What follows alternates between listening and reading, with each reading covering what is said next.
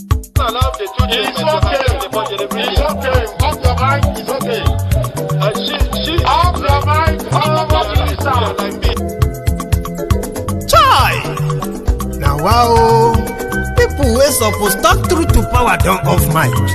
And if we talk, now 500,000 they go summer us, call them hate speech. But fear not, my ego don't come. Ingo touchlight every corner, nooks and cranny of all these bad people where they spoil our country.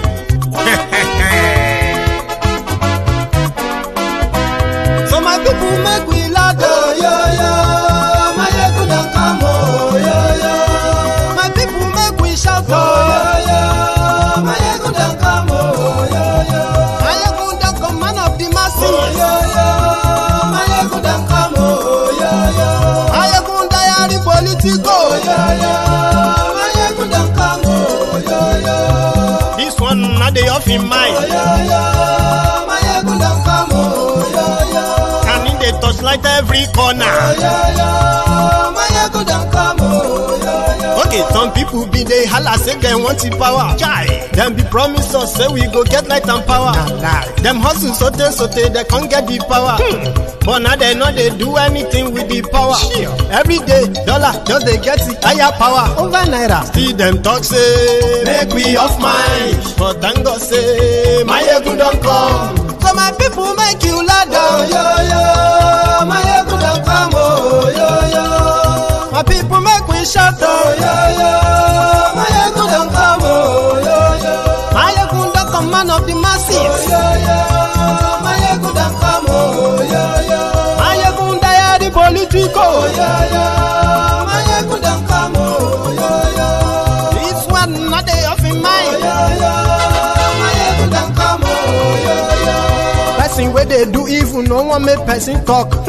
Them say that my yegun, that man too they talk. He too they talk. Say my yegun diary, he they hot like pepper. But every day then they take money in bulk. Woman picking, they the street they hawk.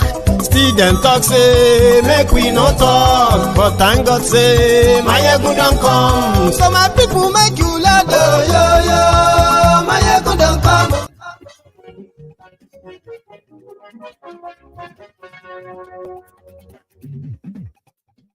Hello there. Mayegun la wa mo, la mo to jojo.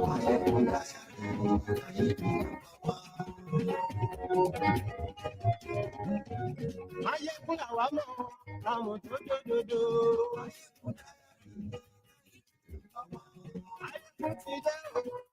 Welcome back. Thank you for joining me again.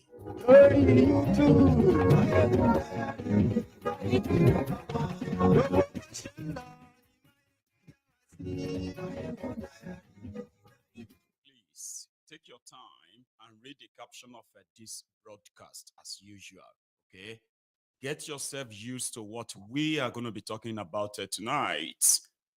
Like the broadcast, share it, invite your friends, invite your not so friendly friends. Amayegun is back. There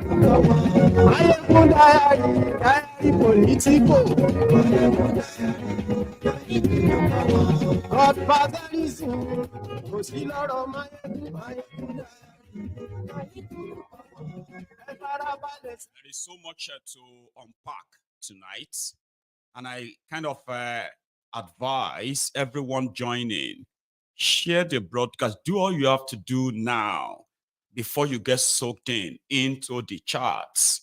Share this and tell everybody. Maye-go today. Ani esuraki. Maye-go today. Maye-go today. Ojelu esuraki. Maye-go today. Ani esuraki. To save Nigeria economy.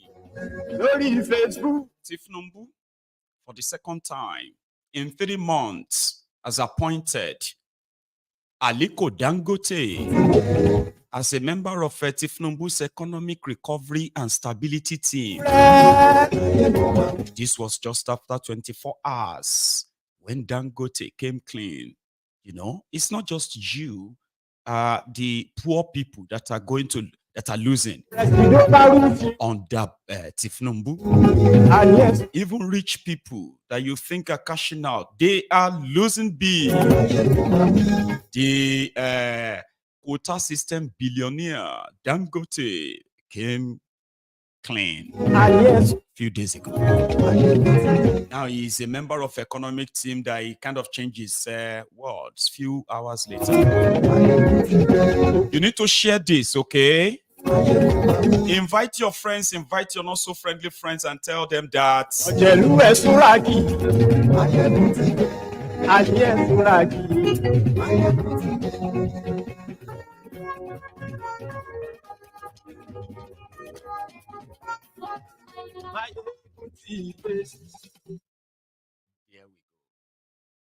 So good morning to you once again. Good afternoon to you, and good evening. Good evening to you from wherever you are joining me from. Tonight, it is Amotekun live. Away from Kenya, away from other stuffs out there. Let's stay inside that contraption and kind of unravel so many things that are unraveling from that place. Today, this afternoon, the Ondo people rioted. And it was because of this Fulani Herdsmen, let's use that first, grazing on people's farm in these hard times. Grazing on people's farm destroyed their farms, and they then kind of revolted to go after these Fulani terrorists. Anybody that takes food from your mouth, I'm talking about legitimate food now. I'm not talking about the spillover, the crumbs that some people are chasing from these rogues, career criminals. Your legit food. Whoever takes away your food is capable of killing you. It's pretty much like killing you. So I call them the Fulani terrorists. So they too kind of fought back, kind of like, then the Amotekuns were called. Amotekun, come over. The Fulani terrorists are going mental, and the people are not having it. So Amotekun responded. I don't know what happened. Amotekuns had to leave the scene, brutalized. So the picture is not clear. There is a video from the pandemonium today from Ondo State. A bit of it.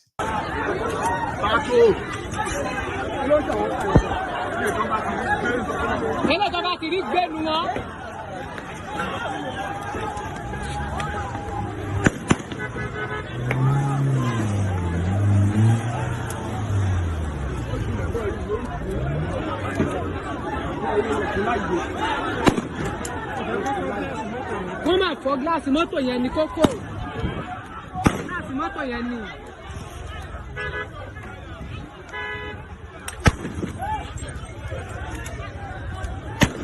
Kàn gbé sọta ni ẹ má yìnbọn sókè. Ẹ yìnbọn sí wọn, ẹ yìnbọn sókè. Àwọn òṣàánú yẹn yìí ṣàánú wọn. Wọn òṣàánú yìí ẹ̀yin náà ṣàánú wọn. Wọn òṣàánú wa báyìí. Wọn òṣàánú wa báyìí. Wọ́n ti dàgbà jẹ́kọ̀ọ́ fún wọn.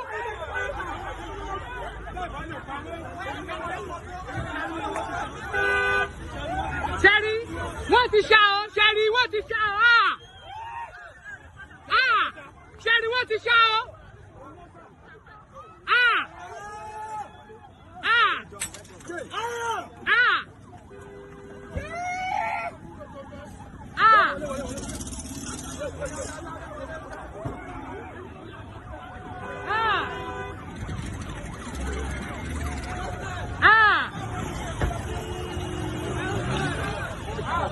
wàlẹ́ ìwọ ṣá.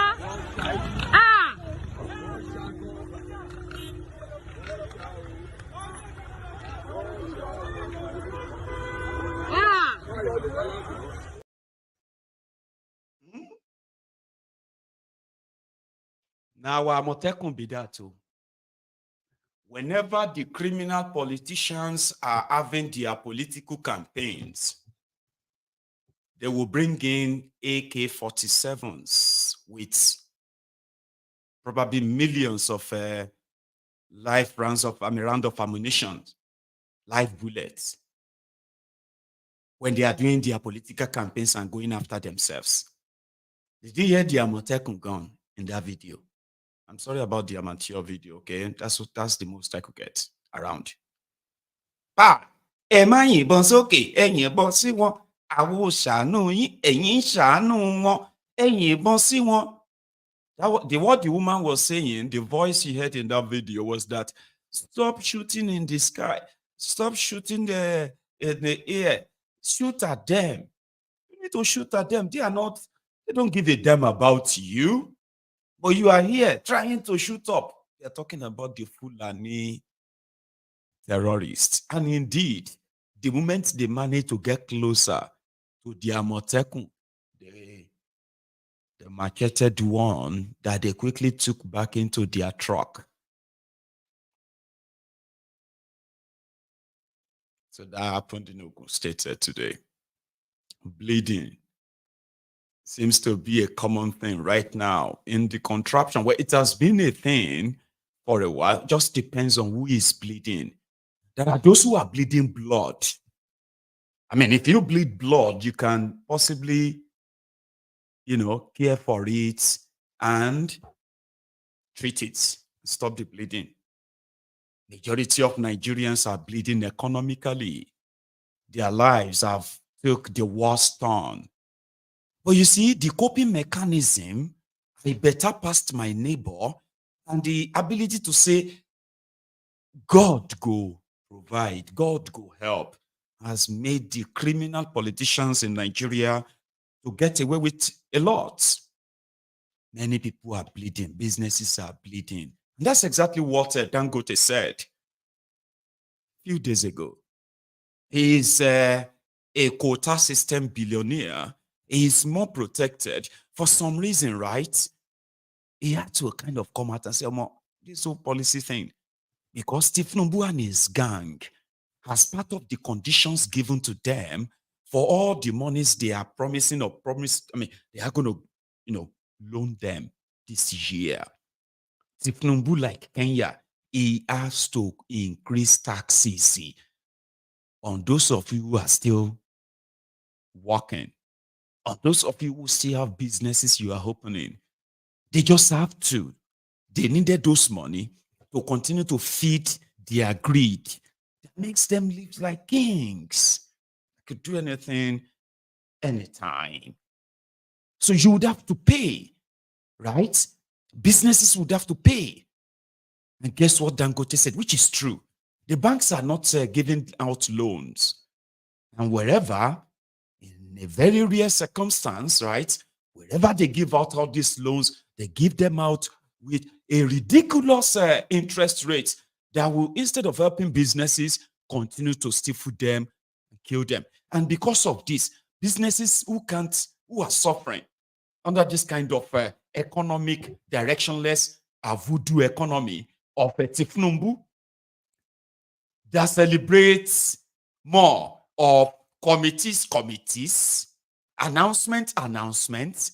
But when it comes to the implementation of most of the things they are saying to you, then you realize their incompetence. They will monetize it. Their greed will then suddenly turn that beautiful idea nonsense they say to you to a beautiful nonsense. Beautiful idea to beautiful nonsense. So businesses are dying. Many of them are packing up.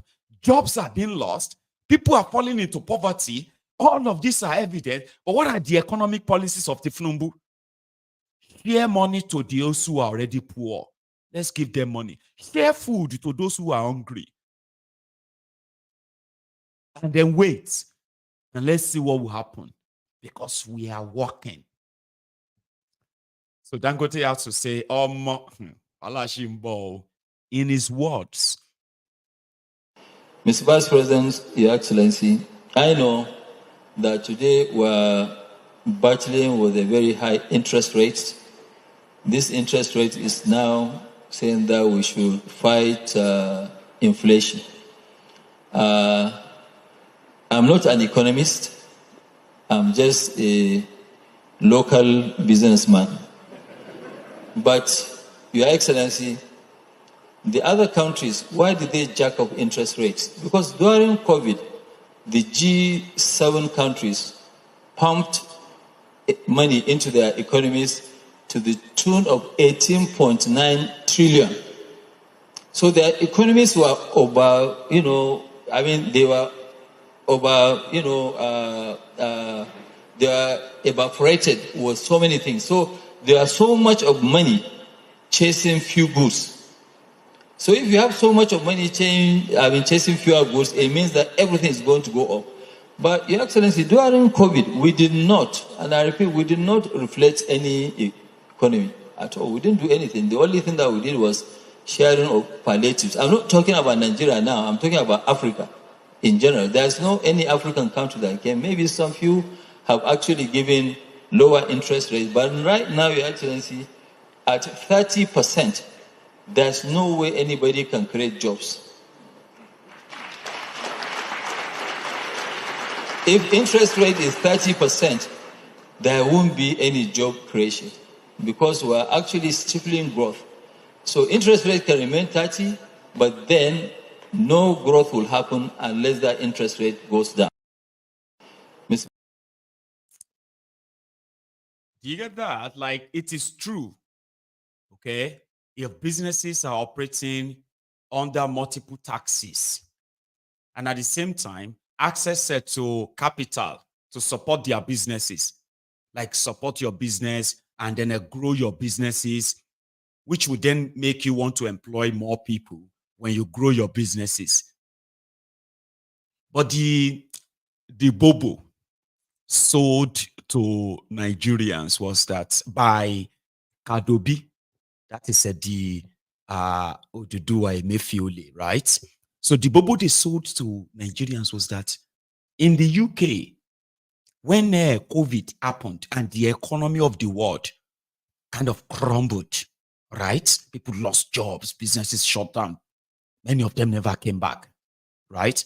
Production reduced and all of that stuff all over the world. So in order to control inflation, the central banks of different countries in the world, including this country, UK, implemented a policy that was more or less like to increase interest rates in order to match it with inflation. So the moment inflation starts coming down and production goes up, inflation comes down, the interest rate will begin to come down too. And all of those things kind of produced during that high cost of production. The government intervened by subsidizing many of them just right through production level before they even get to our shelves in the stores. All of this were effort put behind. As they increase the interest rate, the government was providing subsidy for businesses in this country from not dying.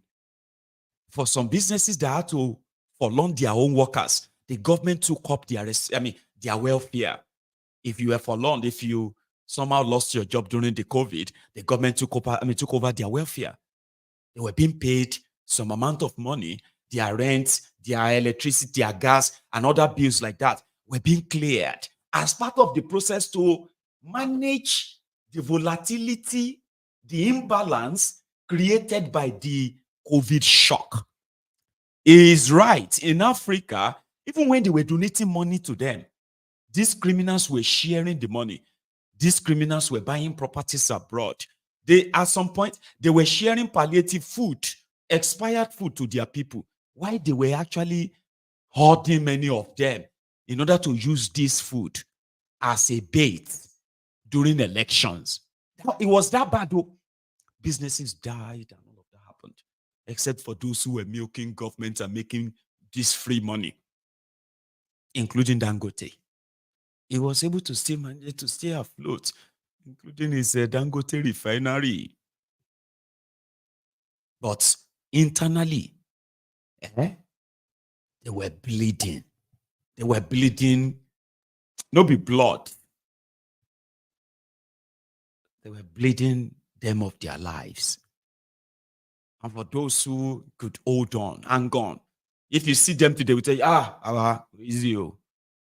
This country, to survive in this country. I say, really? And what are you doing about it? God go help us, Jare, Baba. I don't even understand. Anyway, there was no real investment in the economy. There was no nothing. It was just like, so Kadobi and gang now came and said, since the interest rate in Nigeria, hang on. Since the inflation in Nigeria has jumped in their own official figure to over 34%, food inflation over 40%, no country survives on that. But in reality, the real inflation is over 100%, over 200% in some cases. But even at that 40%, right, they have increased the interest rates, even under these criminals, 3 times. They have increased, for a country that depends on importation, these rogues, they have increased import duties this year alone 7 times. In a single year, they have increased import duties in Nigeria over 9 times. When I say increase, I'm not saying change in reduce up. No. All of these are impacting on the end users, the same people who have to deal with 40% food inflation. Boko Haram, Fulani terrorists, those ones wreaked havoc for 8 solid years. What did they get in return? Amnesty. Operation Safe Corridor for terrorists, where money are actually being budgeted to rehabilitate terrorists. It's like a pure, shit. So, but the explanation was that we had to increase it. We had to, so that everything will soon be coming down. They were telling people that in the UK, the inflation went as far as double-digit 11%. I don't even know if that's true, but it was high. Okay, the inflation was high. But the inflation in the UK right now is just 2%. It has come down. It's been 4 years after COVID. Economies all over the world have not fully recovered, no doubt. But they have moved far off from where they were 4 years ago. But Nigeria, under APC, it has drowned more. And it's all excuses every day, ladies and gentlemen. Excuses. So, I think it was in March when thiefnubu inaugurated his economic council. I don't know if you remember. Dangote was a member. He was a member of those that thiefnubu put together, billionaires. Elumelu, Dangote, Hitty Man, and so many other, crooked heads. They are going to work on Nigeria economy. They are going to advise thiefnubu. 3 months after that, wreck. More debts. thiefnubu has, attracted over 30 Nigerian distance. 34 trillion naira in 1 year. That is the debt. That is how much they have added to Nigeria debt in 1 year. As you are watching this video, they are trying to bring back Nigeria national grid because it just collapsed an hour ago. Breaking news, Nigeria national grid collapsed. The entire Nigeria right now is in darkness, except for those who have solar and generator. And according to the report, this is the 4th time the national grid of Nigeria, electricity in Nigeria, collapsed under these rogues. Businesses are dying because, the cost of production of running your business in that place. If you are not one of those thieves that they are using as SPV, the one they are using to move money, you will be sweating blood. That's the real thing. And why some of you are keeping quiet is just what I don't know. And that's how much we don't know how deep this corruption we are talking about, we don't know how deep it runs. If people who are losing their investment, their businesses under this kind of economic policies are giving excuses, going to churches to go and pray to God to save them, going to mosques to go and pray to God to save them, I don't understand how deep this corruption runs. Are all these businesses legit? Are all of you running your businesses with legit money? For real? Inside that economy? Abi you are just running them on grace of God? Because now so all of them they say, well, it's just the grace of God, my brother. You know, there's so many they say. Are you sure? Are you? People are in debt. The health of people have deteriorated. Not because they are doing anything other than thinking about their indebtedness. In thiefnubu no mix. But they are not really moved enough to demand for something different. That's the irony, right? So the billionaire who lost over $7 billion from his wealth, in case if you don't know, in the last 8 years under APC, Egbekegbe, Dangote has lost more than 6 to 7 billion of his supposed wealth and projection from what it was 8 years ago. The devaluation of the Nigerian naira, the superinflation or hyperinflation that you are suffering from, that has devalued your currency by more than, 2/3 of the value of your currency. Nigerian naira is so valueless right now. I mean, come on. So businesses are going through it, no joke. And the people, the end users, A few days after that, thiefnubu had to put together a new economic team. And Dangote is invited again. That they are now going to be, they are not going to be called the economic team alone. They're going to be called Economic Recovery and Stability Team. And thiefnubu inaugurated them. I'll show you. Let me thank my friends, Aliko Dangote, Tony Elumelu, many of you from the private sector, for sparing this time to help our nation. It's Nigeria that is calling, not Ebola Tinubu. And the hope of the entire nation hangs on you people. Ayo Salami, how are you? Good to see you. I want to see the challenge of the present time. Having listened to Wale, you've heard clearly what I would call you here. I can give instructions as the president from my office. But I believe so much deeply in the organized private sector. The partnership to drive the economy of this country, for reforms and stabilization that is necessary. Give the incentive where we must, and leave the market to control the pricing mechanism and the consumption. In the face of it, then we have the challenge of energy security. We need to work together to include power, oil, and gas, to increase our own grid electricity.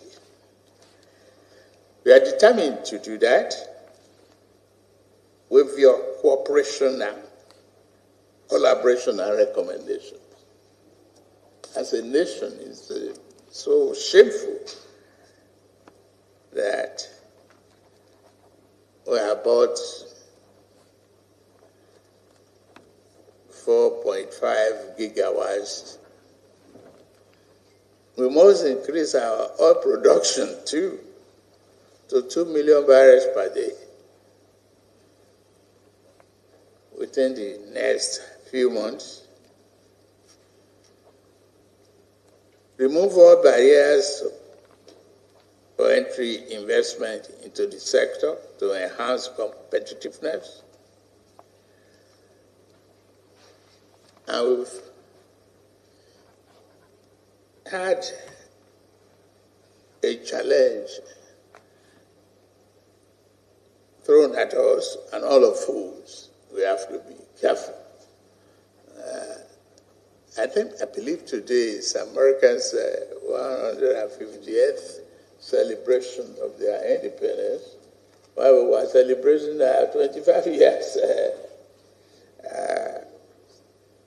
progress in democracy. We have to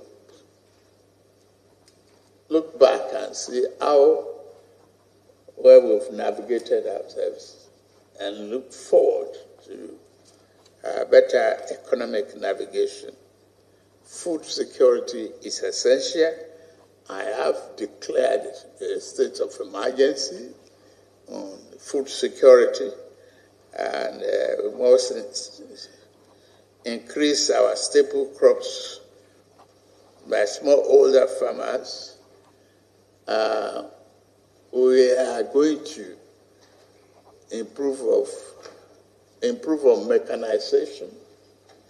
We've identified part of the infrastructural development to be within the reach. If you look at Sokoto Badagry Road, you have about 36,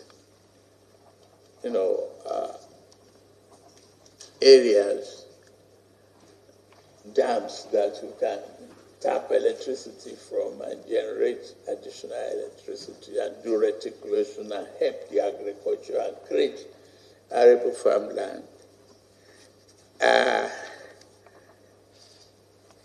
Ready to listen to you on all of that. You have seen us from close quarters, but we are one. And we feel the market pinches differently. The price of foodstuff and all of that. I believe Bismarck Rewani will be able to make additional suggestion on what we are lacking or what we should do to stabilize this economy. The Manufacturing Stabilization Fund, MSME2, and other fiscal measures has been enumerated. I just want to say thank you for responding to this call.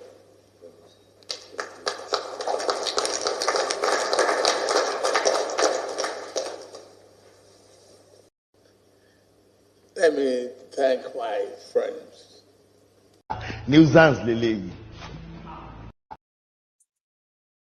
So that was Kolu there, picking words from the screen, and then, So Dangote will help Nigeria and others to stabilize Nigeria economy. They are going to help thiefnubu to increase Nigeria oil production to 2 million.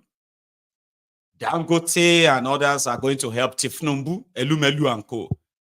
These are the people that have been, they have been the people that have been going in and out to taking pictures, and doing all of these press conferences and all that. Anyway, so after all of that, Dangote came out. thiefnubu was such a brilliant person. This economy is going to recover. Right, Alaji, we are here. Honorable Minister of Finance and Coordinating Minister of the Economy, Honorable Minister of National Planning, Tony Elimelu, distinguished members of the press. I think really today, to me personally, it's a great day that the President has launched this, Presidential Economic Coordinating Council, where the private sector and the public sector will actually work together to make sure that we better the lives of our people. You must have heard, even though I'm sorry I came in a bit late, I was addressing the press again outside. The Honorable Minister of Finance and Coordinating Minister of the Economy explained to you the kind of interventions that the government is going to make, I think almost 2 trillion. Apart from that, we are going to sit down and advise government the kind of policies that government will roll out. Most of these things, we have them. They've already been discussed over and over. It's just a matter of implementation. And I think the choice of people that we have at this, Presidential Economic Coordinating Committee, they are good enough to be able to advise government how to implement. Our own from the private sector is now, to actually do our own bit, which is to invest heavily and create jobs. Government, they don't really create jobs, but what they do is to give us the right policies, which I think we have all these policies. You can see intervention in gas. What the Honorable Minister said earlier on, getting OB3 alone to work will have additional $2 billion inwards into the economy. It will help. There are other also industries that will also bring in a lot of money into the country. Like what I keep saying, our own issues are not that bad. This economy can be turned around within few months, and I think we're on that way. I must really thank His Excellency, Mr. President, for inaugurating this council, and we'll start meeting immediately, and I can assure you, you'll see a lot of changes coming. I know that everybody is in a hurry, but we have what it takes to turn around this economy. Things are not going to be bad. We are now just we've gone to the bottom, but we're going to rise up and make sure that we make every single Nigerian proud to be a Nigerian. Thank you. You get it. If you don't get it, forget about it. Dangote, come. What do you need?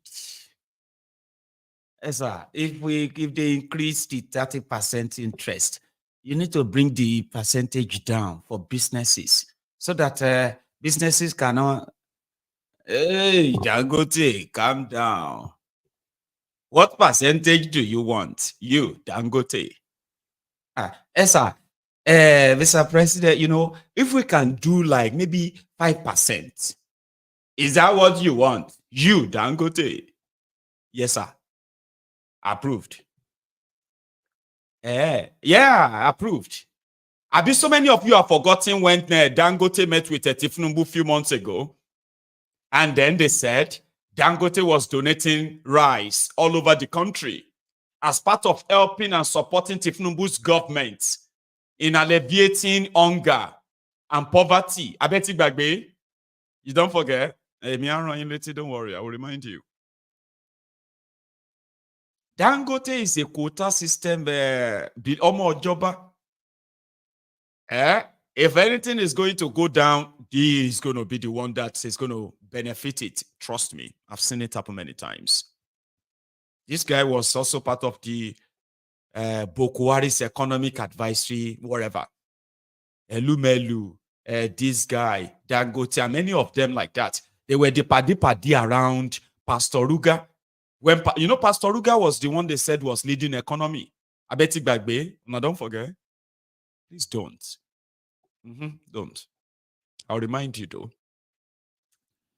So he is always there, and if he screams out, right, he's practically just talking about himself, not about all of you. You can't be that, thiefnubu the Mr. Strategist. Person will be say, you no need him body, now him brain you need. Now once Dangote, there's nothing wrong in they will turn the economy around in the next few months. I call you with your idea. I don't want to sit here and reveal all my strategy. I am the first speaker among the three of us running. So they will spy on me. So you will have a limited answer here today. Another day you can bring me back. But that's part of what I do. That's all. Dangote. My people said you have a complaint. Not me, sir. Mr. President, it's just about everything. But you are part of us. What do you want? Yes, I am hearing that by September, they are going to increase interest rates in Nigeria to over 40%. And that is going to kill all this. I'm just...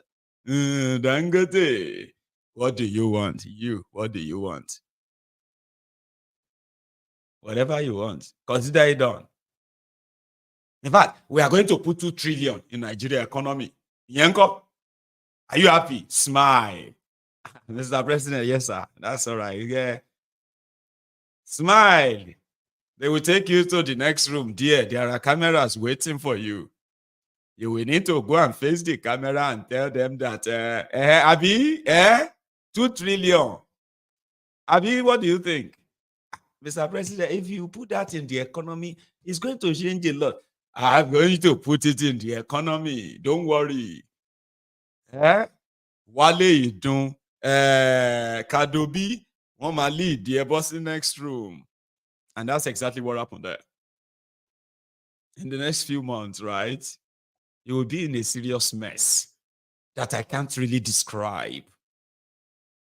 But you know this lawyer, Inebe, he had this to say. To come in, we need to look at these issues. But for me, what I have seen so far on ground, I don't so much believe that it will have much impact.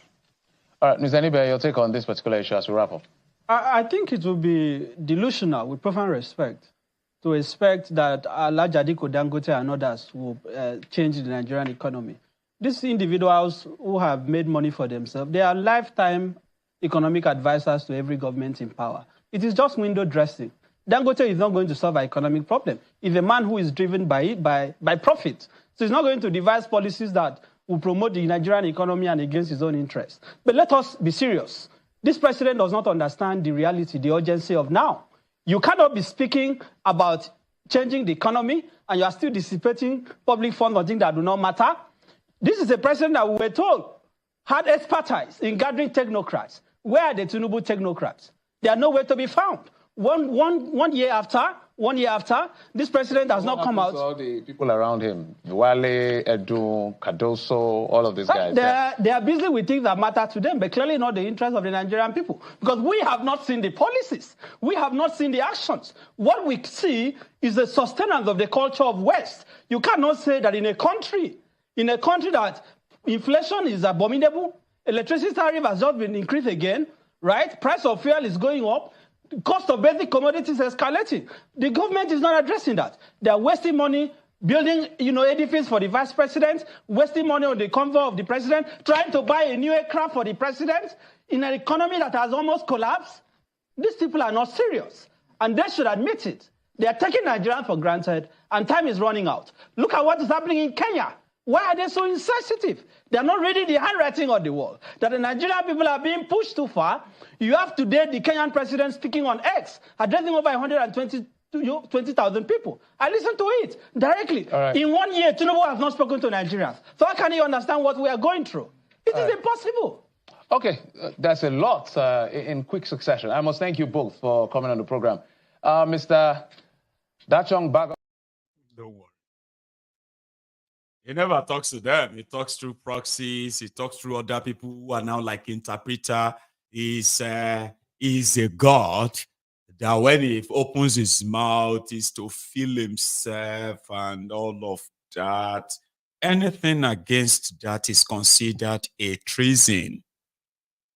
Just so you know, 6 years ago, in 2018, as part of the ongoing scam that Nigeria was still going to lose nearly $10 billion. 6 years ago, Dangote Refinery, the one to ban on recently. Today, because of this morning, there were very heavy rains. So welding permits and all those things as per the safety gateway when the consultation cycle has withdrawn. But civil works we are continuing everywhere, ground floor. On the top, wherever the works were there, because of heavy winds. Night again, we will be starting work at 7 p.m. We are running 2 shifts now at the site, 7 to 7 in the morning. So, Cypher team is also here. And our Dangote team is both the construction. Dangote team was 8 team. And this is there. Now, major job left here is the flooring and this one. Some jobs in the flooring and that. The flooring, so they can do much faster. Why are they doing just one bit and then they work away?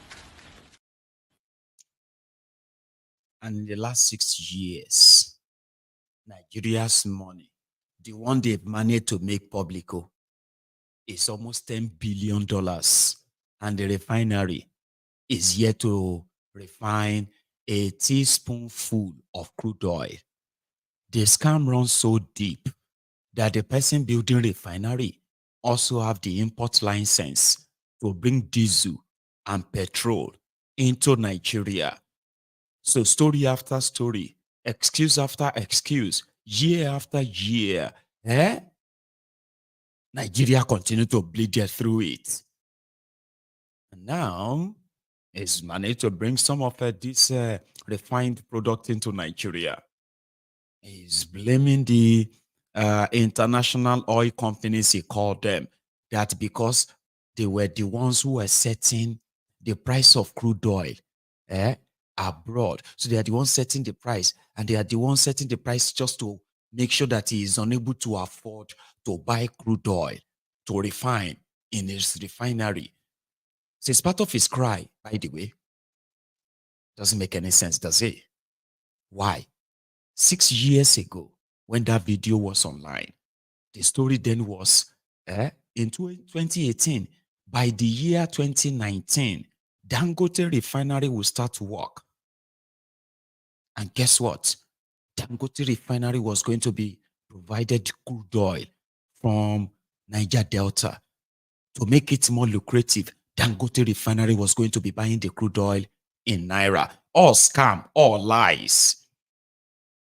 But people actually believed that. Omo, if Dangote is getting 600,000 barrels of crude oil from Nigeria every day, in Naira, you see all that money they are spending on importing petrol to Nigeria, diesel and all these things to Nigeria. You know what's going to happen? It will just go from 100% to 0. That's something so huge and powerful. Dangote will just be the Lord, like your small God. Forget about that things, if he actually put it off. If that deal they told you then was real, it was all scam to steal over $10 billion from Nigeria. I mean, Nigeria spent over 5 trillion naira. That's more than $4 billion every year on importing fuel. Subsidizing the imported fuel to Nigeria so that they will sell, so that they could sell the liter of petroleum at over 600 naira per liter. Over $4 billion. So imagine if you have all of that refined locally, and the money for the crude oil from Niger Delta to Lagos, Dangote Refinery. Do you actually imagine what that means economically? I understand the economic impact, environmental impact too. But yeah. I'm just saying, if they have actually been honest, that simply mean that there's going to be this load of money that will just suddenly be available for the government of Nigeria just by selling crude oil to Dangote. And Dangote will be making such a kill with the population of 200 million, if Nigeria is actually 200 million, no, population of 200 million people. You are the one selling them their cooking gas. You are the one selling them their diesel, their petrol, their kerosene, and all of that. Just you. Can you even imagine that? Not just Nigeria. Then you have more than another 200 million West Africans, East Africans, other Africans, other African markets that you are going to just bombard with the cheap, clean, refined Nigerian oil. Nigerian naira will just be the exchange rates. Just like that, you just save your naira. Just like that. If they have done it 6 years ago, we didn't know they were pulling a scam. We did know they were pulling a scam. We just had no idea how big the scam was. But they went there to open the place. Now, Dangote is now telling everybody, what happened is that when they were telling them those lies, in fact, Bokwari already sold the Nigerian crude oil future prospect. They call it a future oil prospect, which means the crude oil that will be extracted from Nigeria for the next 10 years have already been sold, and Nigeria have collected their own royalty percentage. Bokwari collected over $25 billion. Do you even remember that? How many of you remember my Kanti Baru, the former NNPC GMD? Do you remember? He's dead now. During COVID, he died. Do you remember him? Do you remember when he took a check of the sold oil blocks in Nigeria when they renewed the licenses of oil, oil explorers in Nigeria, all those oil blocks? They made over $25 billion. $25 billion, which is like a future prospect to supposedly paid to secure the licenses to extract crude oil from Nigeria for the next 10 years. Do you remember that? Bokwari was on the hospital bed in London. It was Abba Kyari, who is also dead now, that was the de facto president of Nigeria at the time. Have you forgotten? No, you can't forget. It's significant. You need to understand this. It's important. So Dangote kind of come back to say, well, if Bokwari already sold all of these places, I cannot get crude oil from Nigeria anywhere until so year. So that is why I can't start refining crude oil. But hey, guys, hang on. I have actually secured another deal in Texas. Dangote refinery will be importing crude oil from Texas to refine in Lagos. Texas is more Lagos than worry. Honestly, the whole scam runs deep. Amotekun, who was the central bank governor at the time, now, somebody standing trial for corruption, looted money. He stood boldly in front of cameras and he said, the Central Bank of Nigeria facilitated over $5 billion. He didn't tell us the whole story. $5 billion towards Dangote refinery to revive Nigeria economy and stop Nigeria from paying subsidy. Like the deep state, the central bank governor said boldly on TV, and he said Dangote had paid back 70% of that over $5 billion that they publicly admitted to have been given to Dangote refinery.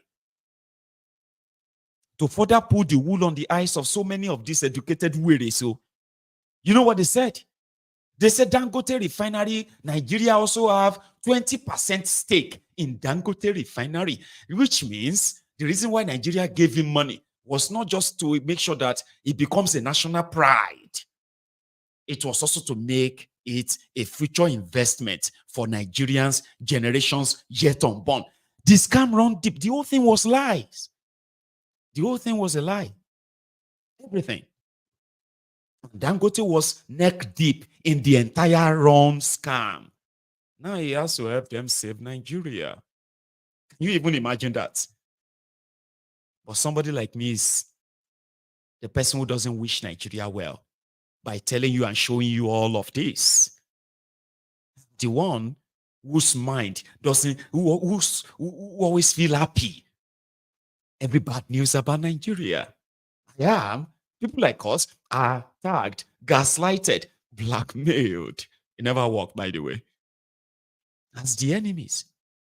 While lives, millions of lives, including that of children, are subjected to this generational damnation. Like they were damned. They were born in Nigeria, and there is no way you could probably have a chance. Somehow you are just damned. Children. Those who didn't beg us to actually give birth to them. But yeah, their future, their lives, their existence, their livelihood, their humanity have been so degraded even before they were born. They're going to be born into all of this. And guess the rogues, they want to fix it. Now we have another idea. We have to, and you're listening to them. Or you want to listen to them. Obina, say something. Charles, Nigeria can easily produce most of the things that we import. And this issue of somebody being sabotaged, I don't think anybody is being sabotaged. The problems are fundamental. Charles, let us address this issue. Annually, we import $24 billion worth of refinery, white petroleum products and minerals that we can easily produce here. Charles, we have refineries in Port Harcourt, in Warri, and Kaduna with combined refining capacity of 445,000 barrels a day. Those refineries have not been working. They are not older than most refineries are working across the whole world.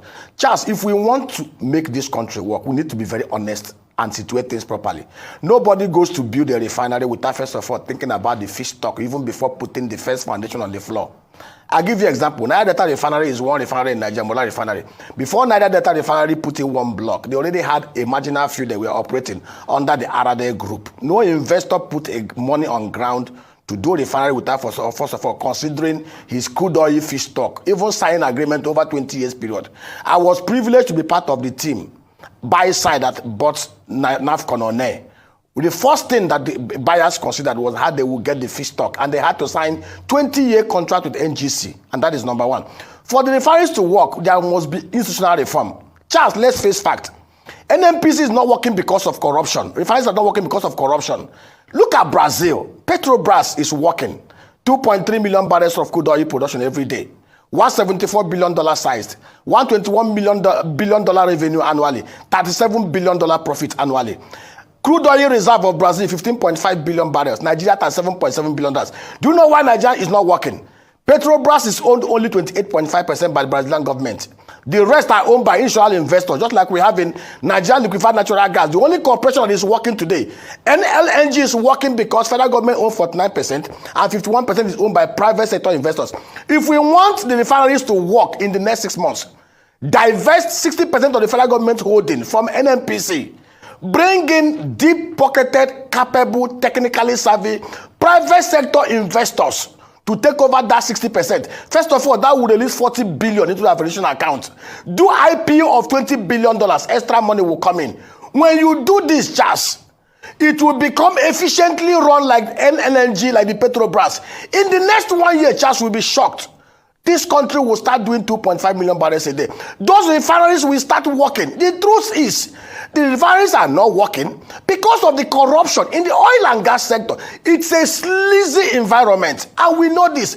Brazilians are not more righteous than Nigerians, but the Brazilian government clearly saw what we are experiencing today, and they divested. Why is the federal government of Nigeria holding 100% shareholding in something that is not working? And interestingly, over the last 9 years, the same set of human beings that have been at the helm of affairs are still there. When you have for 9 years people who have been at the helm of affairs of an industry that is not working, what do, Charles? You rationalize. You do away with those who are not performing and bring in fresh blood, fresh hand, even if it means hiring expatriates. Aramco is working. Angola is working. Petrobras is working. Why is Charles? You won't need a car to travel. You won't need an aeroplane to travel. You will just say, I want to go to London. And you'll be in London. Whether you believe it or not, the time is coming when you won't need you. The time is coming because that's how they live in Nigeria, superstitious lives. But he actually asked a very good question when he said 9 years of the same people in charge telling you the same story is enough to tell you all you need to know. But, well, Obina, it's not about people bringing in their money. You are not really possibly saying the whole thing. Nigeria has no crude oil. That is Nigeria's anymore. Yeah, Nigeria is collecting royalty, selling whatever they can sell. When it comes to the crude oil production, they are not being honest with you. Nigeria oil production daily is below 1 million barrels a day. The stealing of Nigeria crude oil, it is still ongoing. And ongoing to the level that it's a free fall. But you see, they are lying to you. And some of these analysts are also repeating the lies. Some of them are even building some level of, what do you call it? They are building their projections based on these lies. You have those who are still stealing your crude oil, diverting the money. The same guys are the one in charge of your oil industry. They are the one in charge of your NNPC. The same rogues. So yeah, he said the corruption, of course, yeah. Nationalize what? Okay. Then what happened to those ones that they put on the sea, IC? What happened to these vessels that they always bring into Nigeria? You think those who are stealing the crude oil, that they use koroba? Like carry koroba? I say, yeah, how many koroba, how many drum can you carry? They say, we can do 10 a day, 10 barrels. Barrel of crude oil. Do you think that's what they mean? The criminals in Nigeria brings in vessels, well protected. All of them running their businesses of bunkering, free of charge, free for all. The Navy, the Army, the police, the civil defense, the presidency, the NNPC, and the rest of them, all running their rackets there.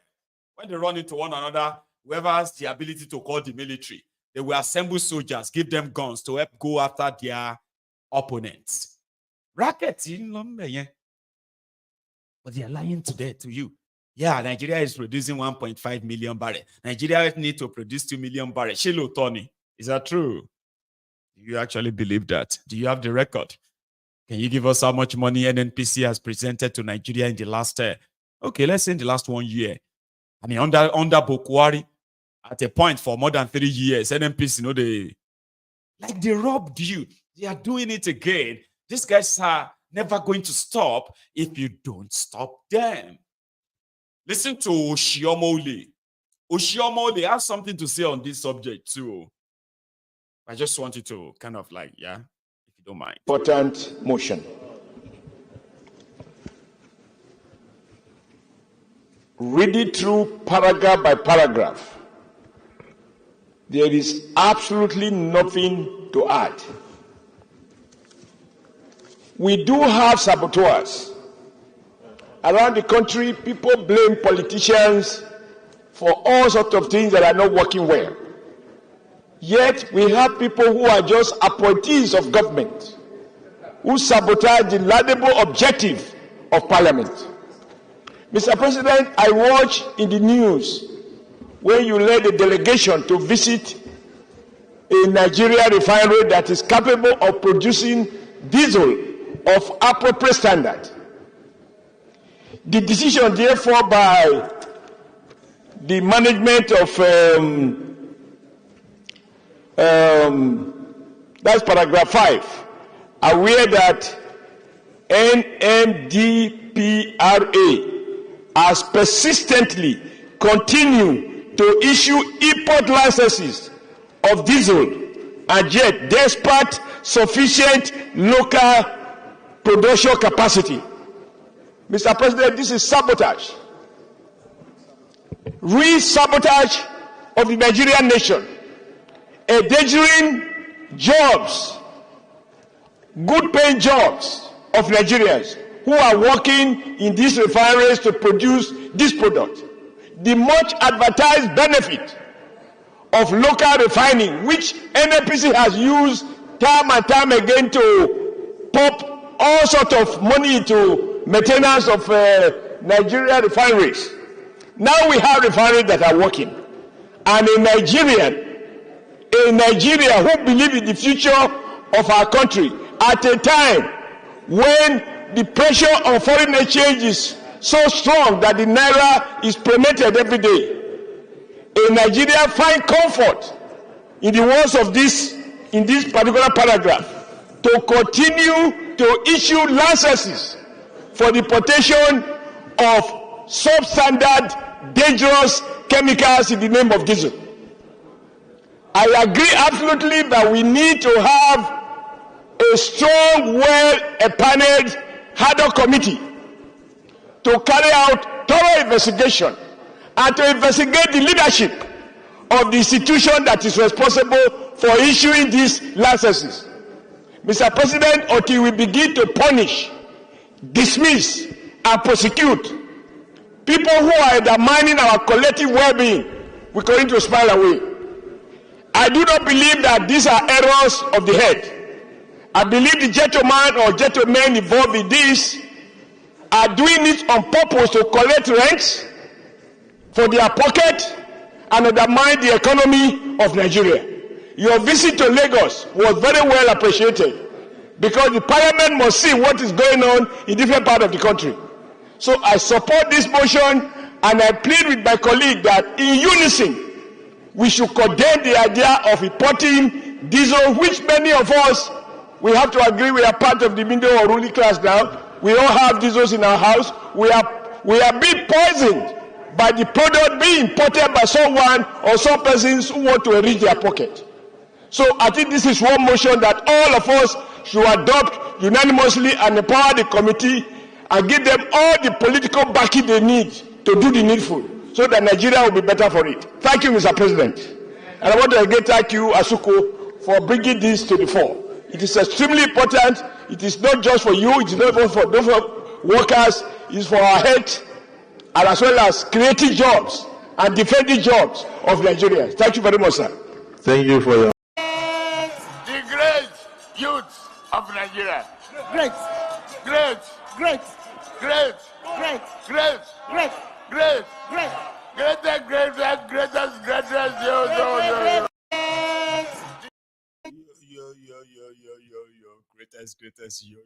yo. Instead of una to this answer, great. Greatest Nigeria student, greatest Nigeria youth. Anyway, your role models. You have been, in case if you have not, or if you have, doesn't matter, okay?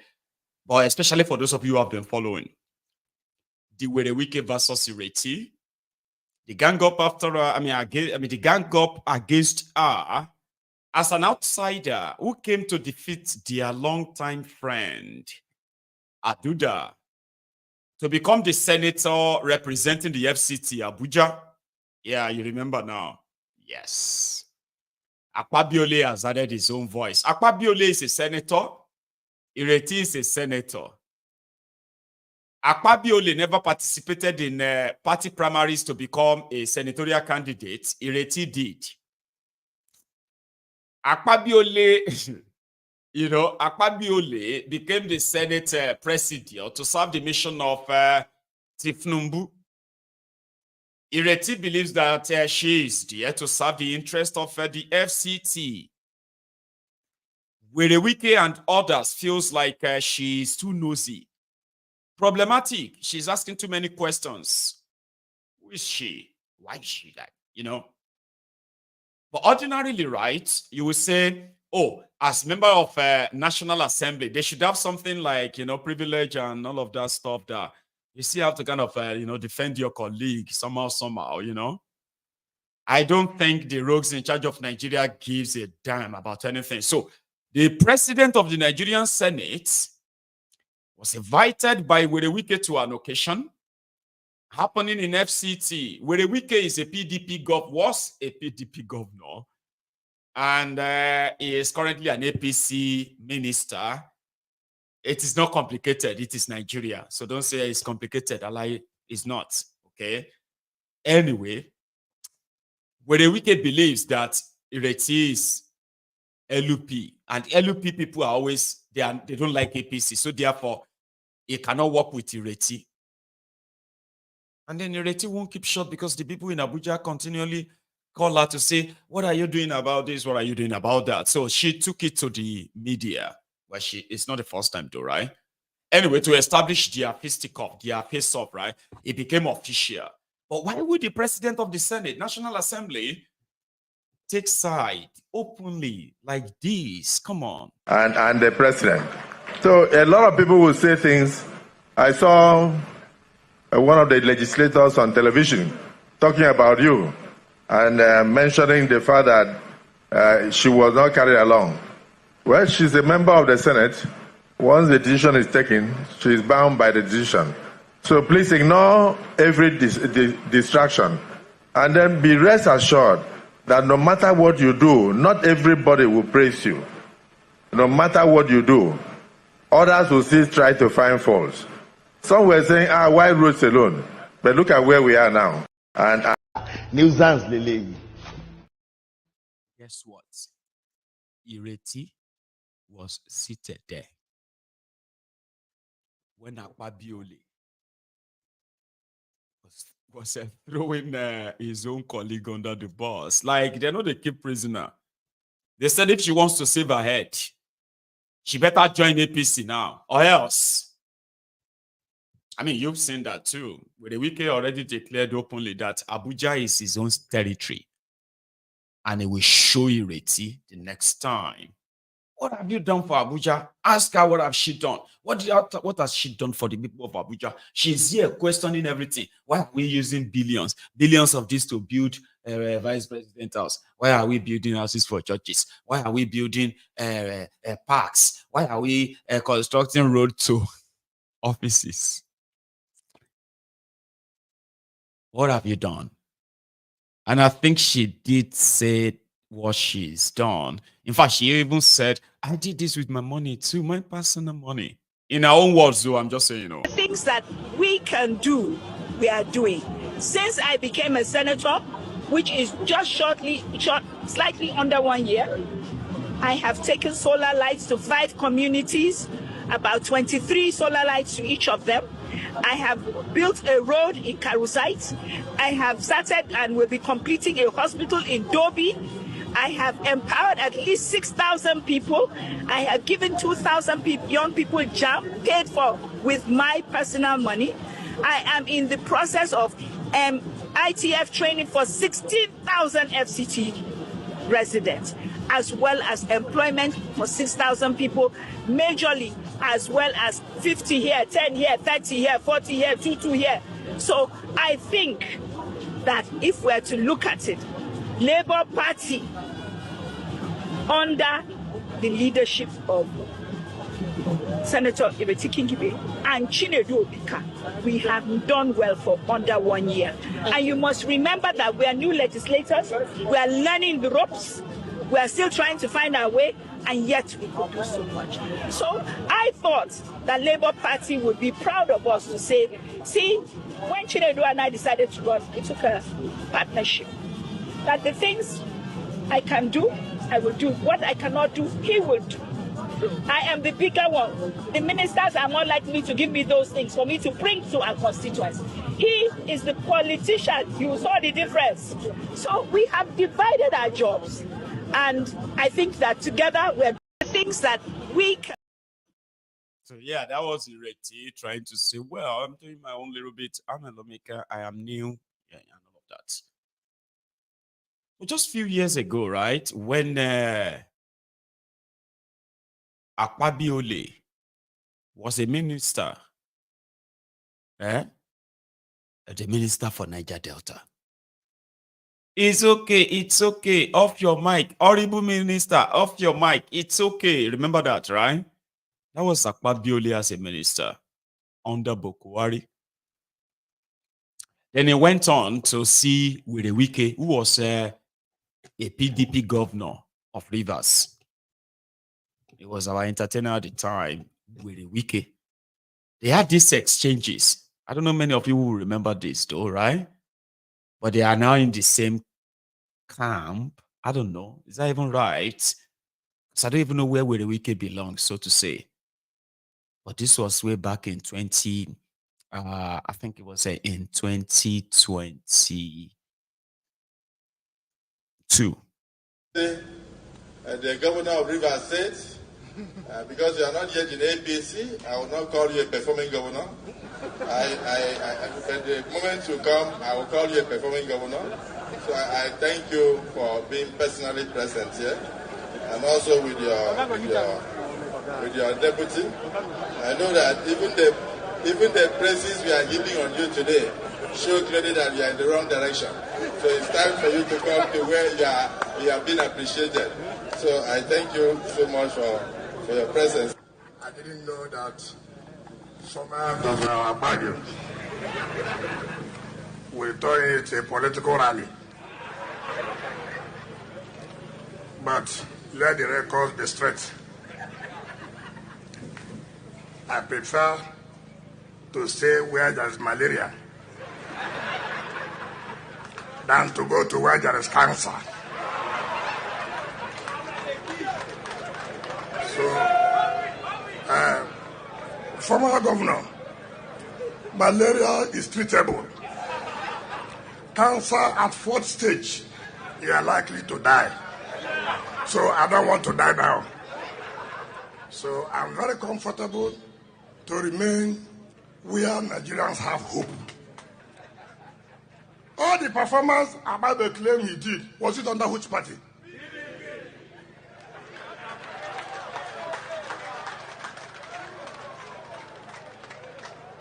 Akpabiole became an uncommon governor under where? Is he an uncommon minister now? It's not. It's not. So, so it is the right time for you to come back where you became uncommon. It's the right time for you. Since you left, you have lost all that position. So today's the right day for you to make that decision. And I know as you're sitting down now, I know you will take a decision today.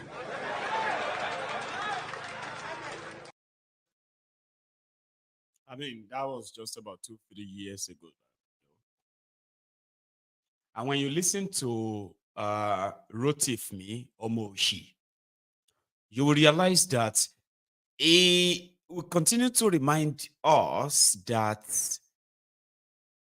after all of this, right, Nigerians are conquered people. They can't do anything. You lament and all that. And you see why you need to hear this from their mouth. It is just so you know. This is exactly, if not worse, how they actually sees you when they are with themselves. How many of you remember this Rotifmi Omoshi's statement concerning Nigerians, reactionary Nigerians? The beginning is to say to you that, Ikechukwu, if some Nigerians were telling you that you shouldn't have given me an opportunity to speak, tell them that so many television houses and individuals had approached me to speak on different issues since I left office, and I declined. 2 reasons why did I decline? 2 reasons. My publicist said don't speak, and I chose to be my publicist, and he's very angry that I'm speaking today. He knows. Second reason, what is new to say? Nigerians don't react to anything. Has any politician told you that he's not a thief? Tell me one politician that has told you that he's not a thief. Tell me one. I don't know why you're gathering forgery. No forgery. What politician told you that I didn't forge? Which politician told you he went to university? Which politician told you he served in NYSC? Which politician told you he has a certificate? Nigerians know and still vote for them. So what's your problem? No, tell me what's your problem. So I said, why should I speak when already there's nothing new? Okay, you observed Buhari's period. I will leave Port Harcourt 1 a.m. I arrive Abuja, I leave Abuja at 3 a.m. Somebody said they made Buhari. Did I say anything? I didn't say anything. It's not important. Nigerians choose who to believe and who not to believe. Nigerians choose who to vote and who not to vote. Even if you come to a Nigerian man's house and kill the mother, the father will continue his life. Nothing bothers you. Nothing. So why do I waste my time? Yes, that's the original. So give it to me. You see it? So that you won't say tomorrow he brought photocopies. But when we get there, that is when we're talking about Buhari's government. So, there's nothing that our chairman said that is new. Absolutely not new. I've said this several times. I've taken so many risks. I've said too many things. The fight from Goodluck's government to Buhari's government, you all knew about it. My aircraft was seized. I was shot at. If I was killed, what would happen? Nothing. So you would die a useless life. So what did I choose? I chose to stay in my house quietly. Fortunately for me, I got admission to study in Nigerian law school. And rule number one is, like they told me if I came here, you are our property. You have no right to go anywhere unless we permit you. That's the rule in the Nigerian law school. So anybody who says, why have I not seen you? I'm a student of Nigerian law school. Until I graduate, I can't disobey them. So I chose not to speak again because there is nothing to say and because Nigerians will do absolutely nothing. Nuisance, Lele. I just thought I should throw that into the whole basket case. Meanwhile, back in Abuja, where Wike continues his white elephant project in a way, but somehow I can possibly just say, well, this is not bad. When you provide operational vehicles for the police in a city that is bedeviled with different kinds of terrorists who are not only just waiting by the roadside to kidnap their victims or attack their victims, now they go into their homes. So yeah, if police have more operational vehicles, I've seen that a lot. It's not about that. It's usual, stupid talks, so to say. Praise singing, nice service, hypocrisy, and the rest of that, okay? And then the police. I'll let us spend a few minutes there. Because also in that same Abuja is where Peter Obi also met with those they call the political something of NLC. They are like the commission, political commission of NLC. The people that are asking Abure to go after turning Labour Party into more or less like his own cult. Well, we'll go to that too. But let's stop by where Wike they give policemen vehicles. For us as a government, it is not the responsibility of Mr. President to go and identify where the criminals are. It's not my responsibility or the Minister of State responsibility to go and engage criminals. But it is our responsibility to provide the tools for the security agencies to confront these criminals and make sure we sleep with our two eyes closed. If we do not play this role, it will be difficult for our security agencies to be effective to carry out this function of securing lives and property. And the one thing I found that with Nigerians, or some Nigerians, let me not say with Nigerians, is that if they know the enormity, the role security agencies have been playing to secure our lives, all we owe them every time is to continue to pray for them, for their lives. The only thing we remember that there was an incident yesterday, but we forget that the security agencies have stopped so many of those incidents that would have taken lives and destroyed properties. If one incident happens, we do as if security agencies are not doing anything. Every day I get security reports, and I know the efforts of security agencies. If we avail you with what the security agencies do every day, day and night, you'll be surprised. The kind of crimes they have stopped, the kind of criminals, every day they arrest to make sure that we move forward with our lives. we carry out our businesses without any hindrance. So we must at all times continue to support them, pray for them. They're also human. They have families. Sometimes they go out and engage criminals. Sometimes they lose their lives. For whose interest? For our own interest. So all we need is not just when an incident has happened. We forgot the ones they've been able to avert. The only way we can continue to support our security agencies is not to condemn, is to encourage them, and they will do more. But if one incident happens, you totally say security architecture in Nigeria has failed, that is unfair. That's unfair. There's nowhere in this world, even United States of America, even UK, sometimes you have one major security event that took place where 50 people have died. They don't say our security has failed. No. They don't condemn their security personnel. No. What we do to encourage them. So our duty here is to encourage you, to give you your tools that you will use to work for the interests of our people. So we're not just concentrating in infrastructure. We're not just concentrating in bringing development to the hinterland. We're also concentrating to provide security in order to protect life and property. But what I want to appeal to our security agencies is that we must use these tools for the benefit of our society. It's very, very key. I was a governor. I know how many times I provide some of these logistics, provide these vehicles, and then within 2 months, you cannot account for it. It's unfair. That again, those security personnel are not being fair to the society. This is taxpayers' money. It's not my personal money. It also includes your own because you pay tax. And we have used the taxpayers' money to provide this for you to use to protect life and land property. It is not for you to use as a private vehicle because it's air-conditioned. Then you use it to be carrying your wives instead of it to be used for the purpose for which it's. I'm saying this with a lot of experience. You go to the CP's house, they are packed there. It's not necessary.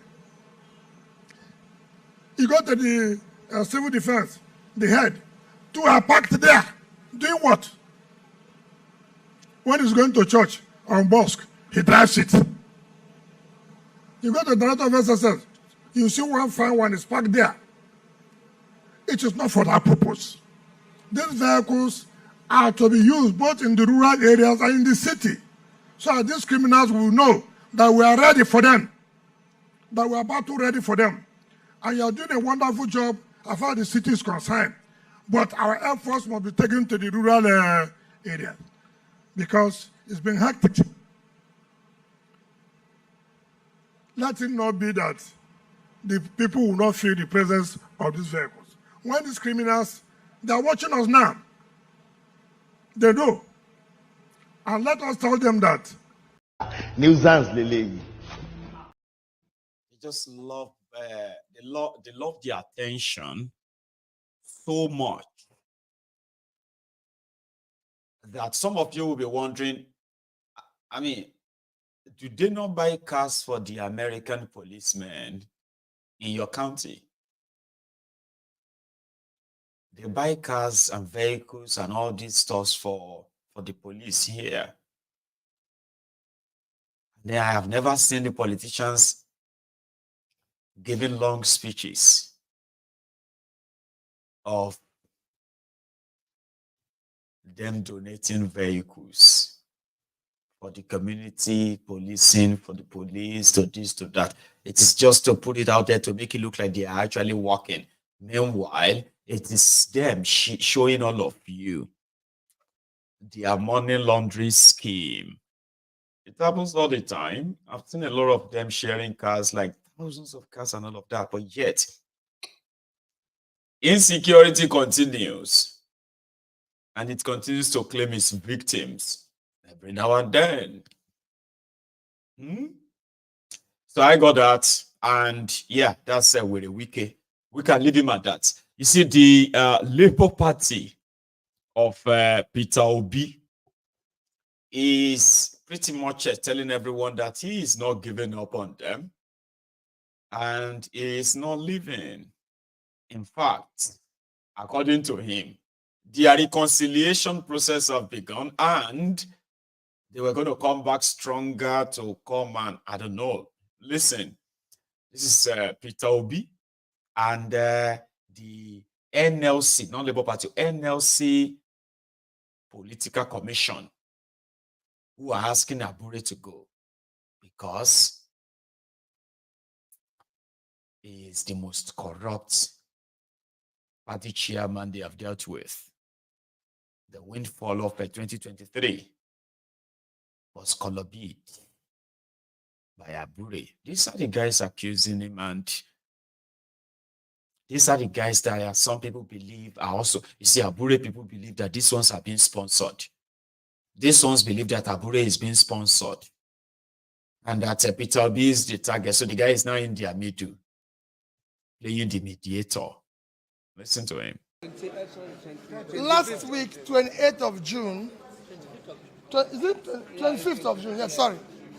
You look at that, on Tuesday, 25th of June, I was in the Labour Party headquarters to meet, to commence the discussion about the issue of resolving Labour Party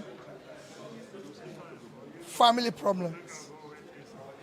And I did mention that the group which within our family is known as Transition Committee, I'm going to meet them. And that is why I'm here, to meet them. All in the same discussion, which we've commenced. So what is the outcome of these hours? What is the outcome of these hours of meeting? Well, now we've deliberated on what we think we need to, for me, I've listened to this side, I've listened to this side, and we'll go on consulting within the stakeholders, which involves a lot of people. So why have we wait forward? So 2027 is around the corner. No, it's not around the corner. We can't say that. Excellency, these issues on the lingering crisis in the Labour Party has been for a long time. And it has, since 2023, this has been on.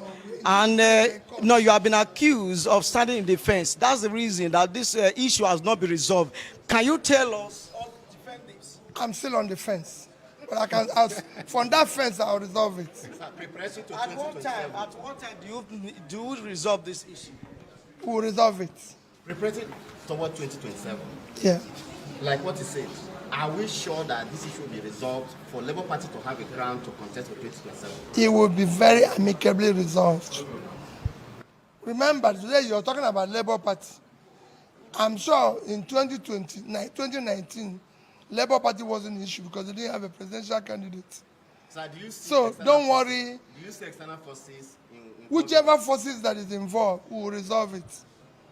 External and internal, we will amicably resolve this to the greater interest of Nigerians, not just Labour Party, where we'll start caring about what concerns Nigerians.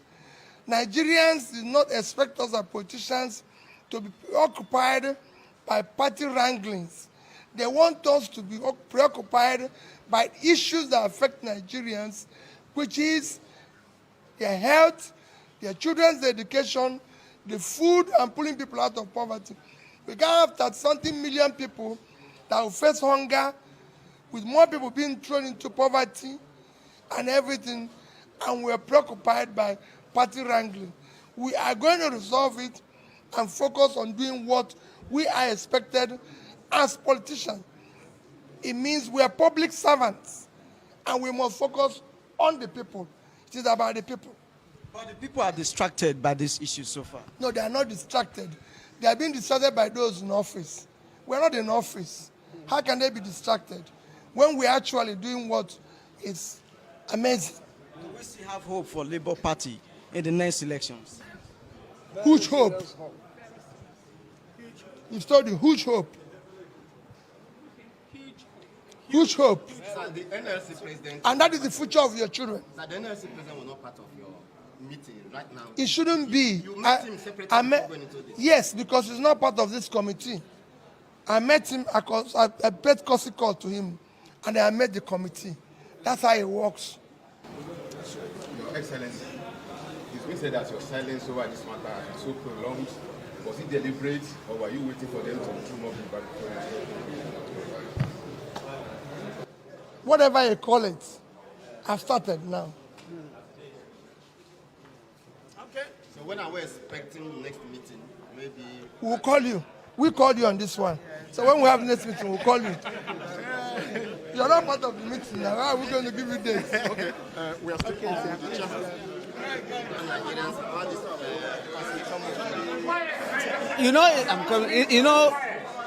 This meeting is as a result of what happened on the 25th of June, when it is in fulfillment of his pledge as the leader of the party that he is going to effect amicable resolution of the issue.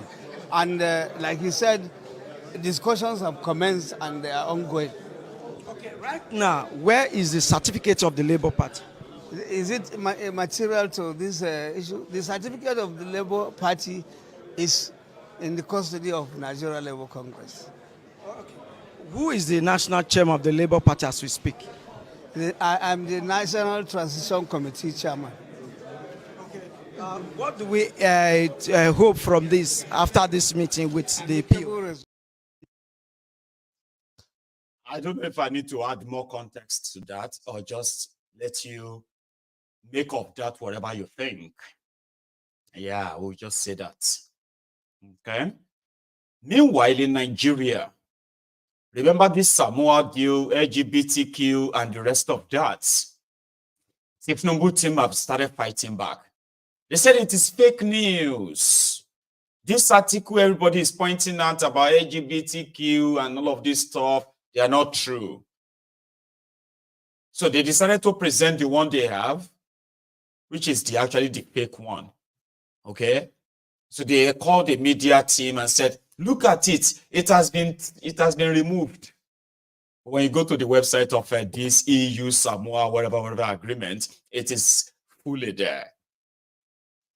But they are still fooling themselves in Nigeria. Now they are suing the Daily Trust newspaper in Nigeria that published the entire article and everything inside. They said they published fake news and they're going to fight them. And it has started. But today, the clowns are there to show to you that no, there's no gay, there's no this or that. I'm like, watch. I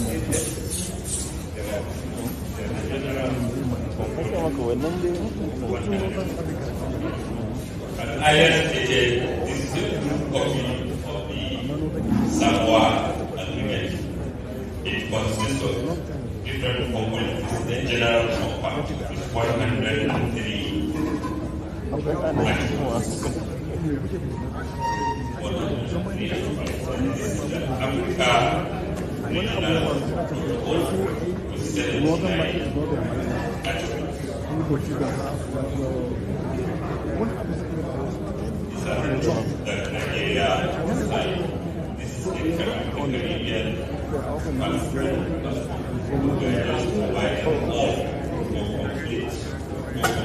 They are still live. So this is a document.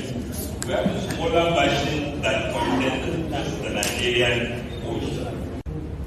We, however, did not envisage that Daily Trust and the people behind it would descend to the reckless level of attempting to set the country on fire by falsely accusing the government of signing a deal to promote LGBTQ. We found that despicable and wicked because the allegation is nowhere in the document signed on behalf of the federal government. have put forward no evidence nor provided the agreement allegedly signed to prove their point. The business and sensational story unfortunately formed a basis for khutbah that means Friday sermons by some of our respected imams around the country who were misled by the story, thereby raising tempers around the country.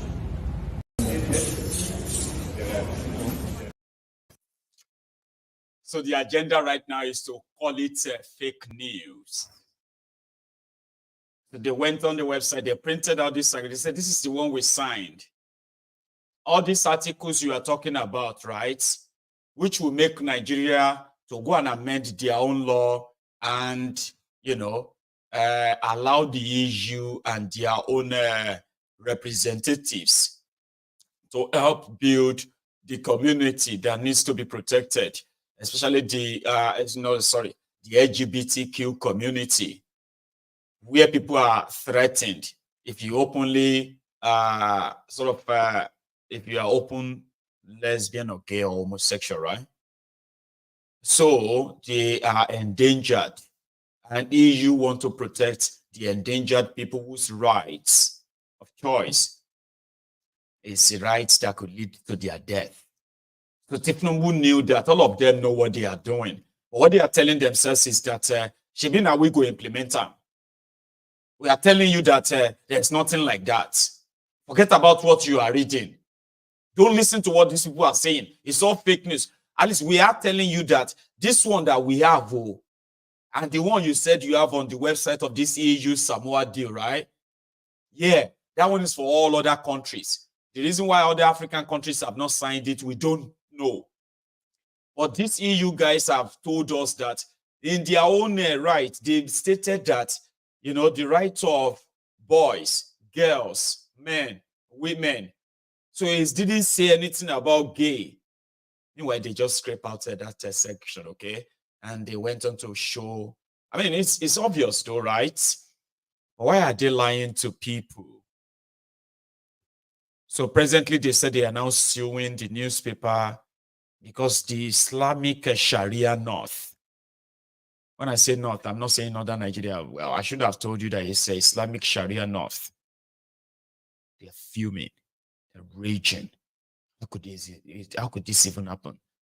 What is the meaning of this Momo ticket that we killed people for?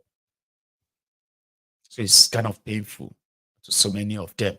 And the way thiefnubu's gang are pushing back is to tell them that don't believe them, Afa.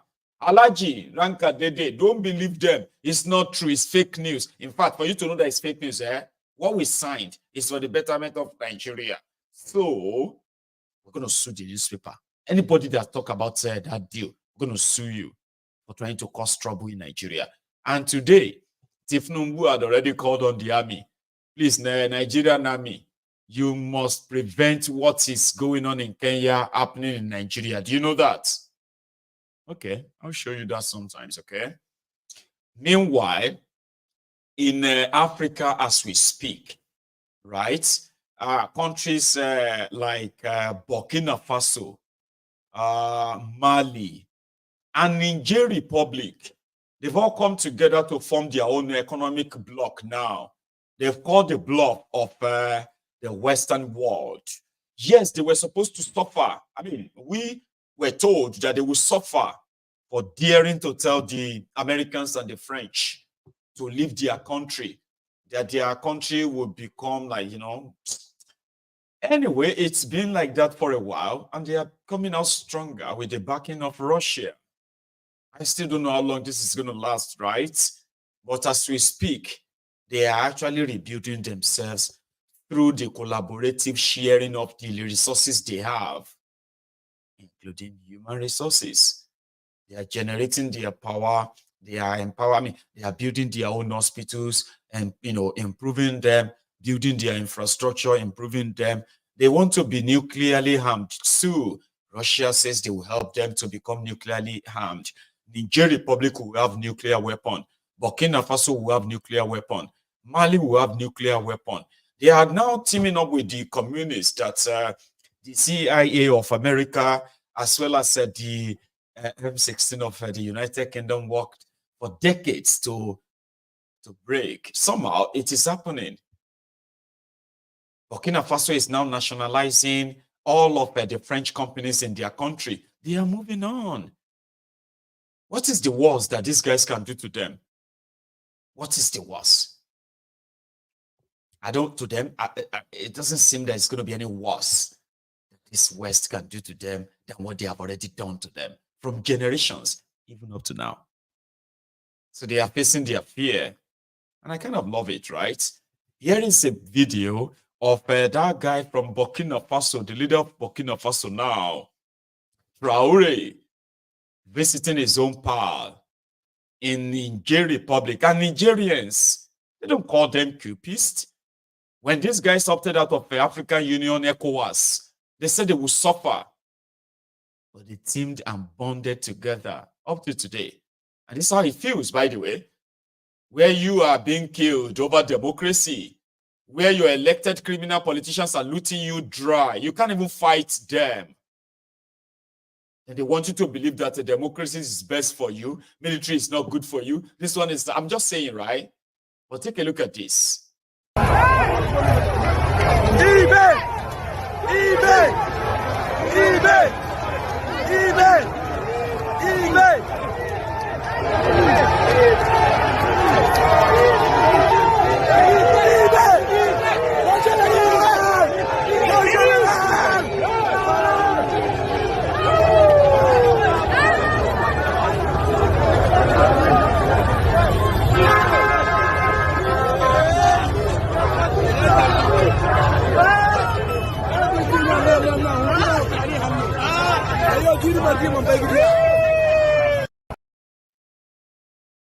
Meanwhile, in Rivers State in Nigeria, old men with a white beard, white head, white, everything white.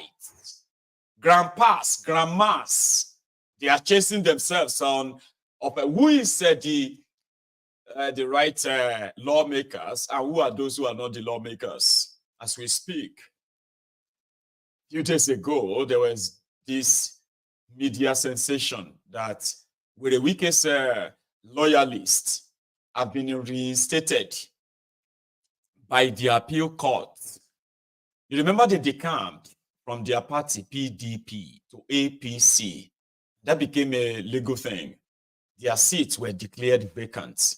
Indeed, they went to court, and the court now said the status quo must remain until the case is determined.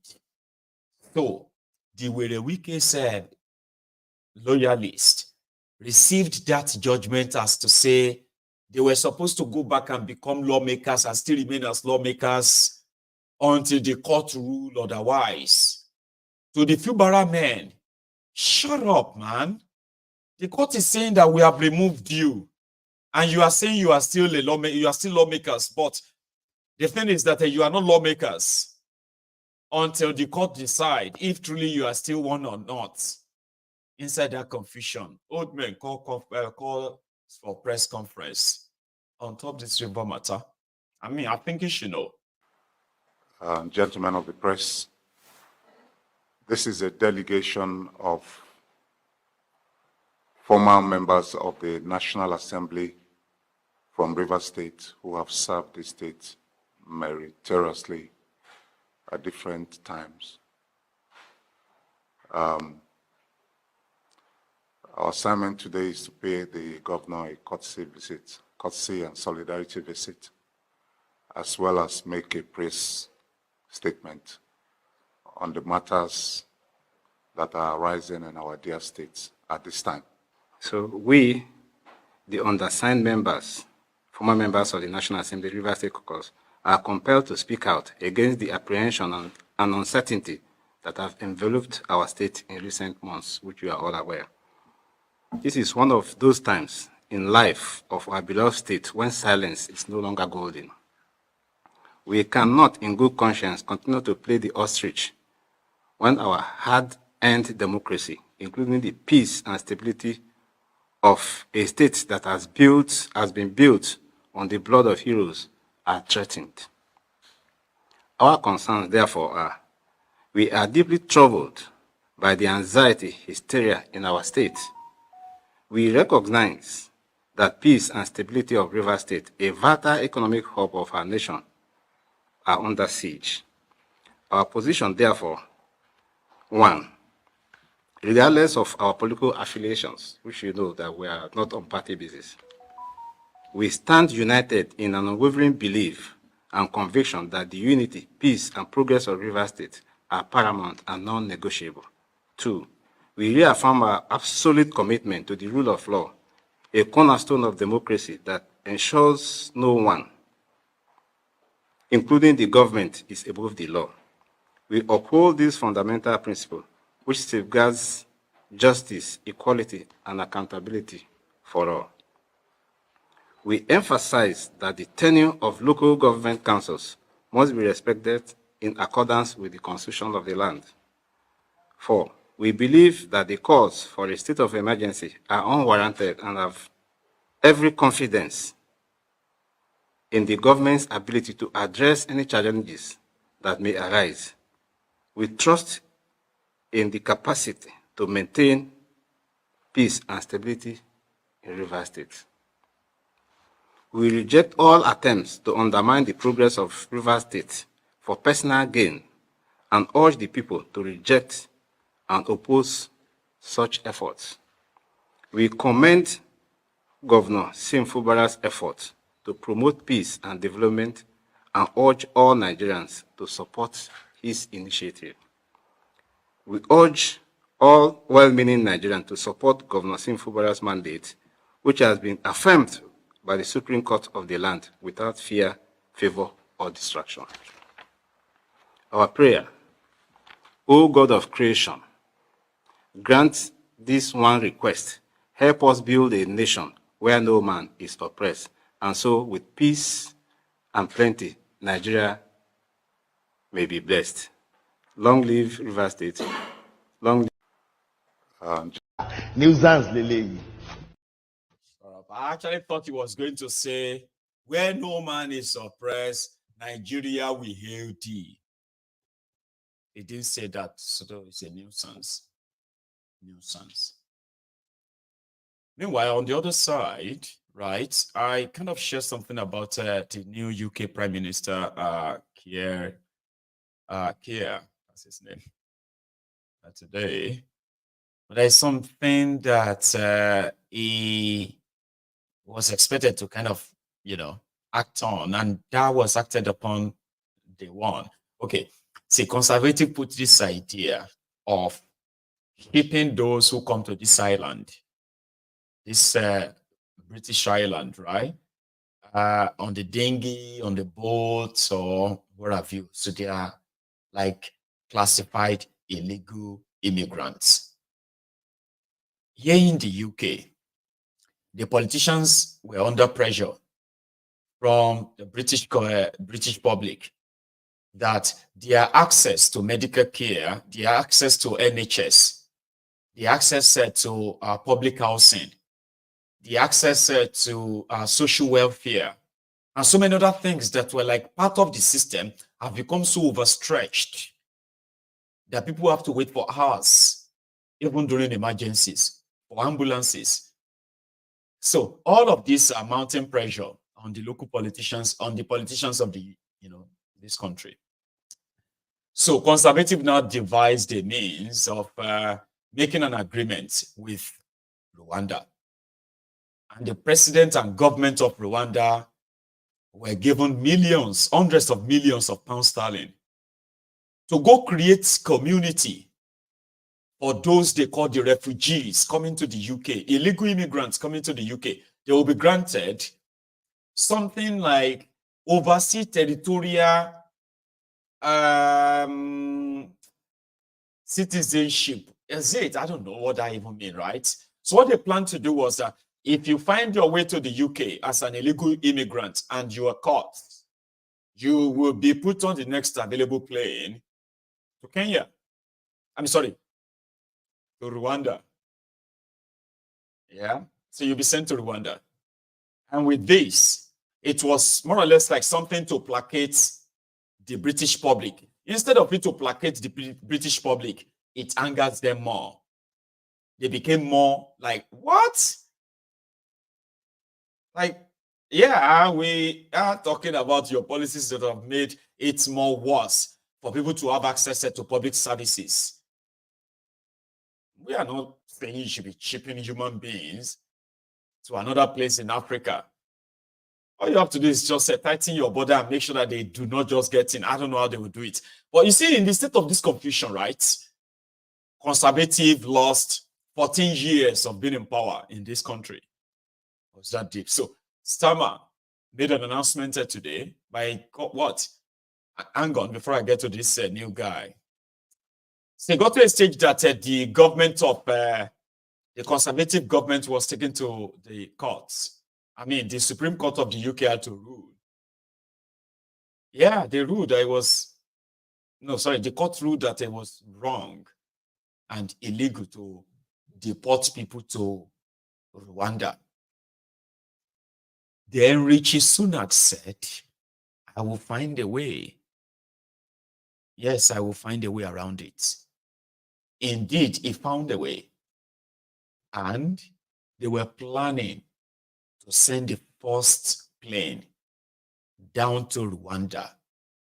In Rwanda, the Rwanda government, led by Kagame, has already collected hundreds of millions of pounds sterling in preparing this new town for refugees deported from the UK. But the UK government will be responsible for their care. Rwanda government will just be their carer. It's like hiring Rwanda to babysit the refugees coming to the UK, kind of. And these are just like the Black Africans, so just so you know. And I think the Asians, refugees from places like Ukraine and across this part of, including, from other places like that, they are welcome. There's a program for them. But you see, I'm just kind of talking to you as somebody who live in this, who live on this island too. So locally, it was a big thing. Now that they've got, we have a new prime minister who promised to make sure that if Richie Sunak and his guys have found ways to beat the courts in the UK, going ahead with their program and see if that could win them elections, right? Now, he didn't win them one. They lost woefully. But you see, UK is a very funny place when it comes to their politics, so unique. And it's always somehow like beautiful too. You see this man, the current prime minister, he has 5 years to be prime minister. But do you know something? We feel they move on before December. And another person will be prime minister again. Another person will be prime minister again. Until they are tired, they would have to call for a general election. Like Richie Sunak, let the people decide. Kind of. So the guy came on today and said, well, the whole program is now cancelled. It's not going to happen. I don't know what he's replacing it with, though. But here. Look, the Rwanda scheme was dead and buried before it started. It's never been a deterrent. Look at the numbers that have come over in the first 6 and a bit months of this year. They're record numbers. That is the problem that we are inheriting. It has never acted as a deterrent, almost the opposite, because everybody has worked out, particularly the gangs that run this, that the chance of ever going to Rwanda was so slim, less than 1%, that it was never a deterrent. The chances were of not going and not being processed and staying here, therefore, in paid-for accommodation for a very, very long time. It's had the complete opposite effect. And I'm not prepared to continue with gimmicks that don't act as a deterrent. Look, the Rwanda... Yeah, that. I'm not prepared to continue with that. Some of these refugees are put in very fancy, beautiful hotels. Although, right, I don't want to sound privileged, okay? because a lot of people are coming from some really, really damned places to the point that they have ended up on this island. They are expected to be supported and cared for. But it's just unfortunate that the Conservative Party didn't really have any real plan. But they were draining the pulse of the public so much, right? That a refugee, put in an hotel right there at the center of London. Some of these top hotels actually cost the city, the government, and some of this available data, right? Fortune. And when people lay their hands on these statistics, right? They become more madder. Politicians are more pressured. What are you doing about it? How dare you? I couldn't even pay my electricity bill. You were spending so billions of pounds on this, like that, Here in Scotland, right? At the back of my house, here in Scotland, just about 5 minutes to the back of my house, there is this dock. It's like a ship dockyard. Okay, so we have all these vessels, all these big fancy ships and all that there. In one of them, there's one big massive vessel. That vessel has currently have over 4,000 Ukrainian refugees who have been housed on that vessel for over 2 years now or thereabouts. No joke.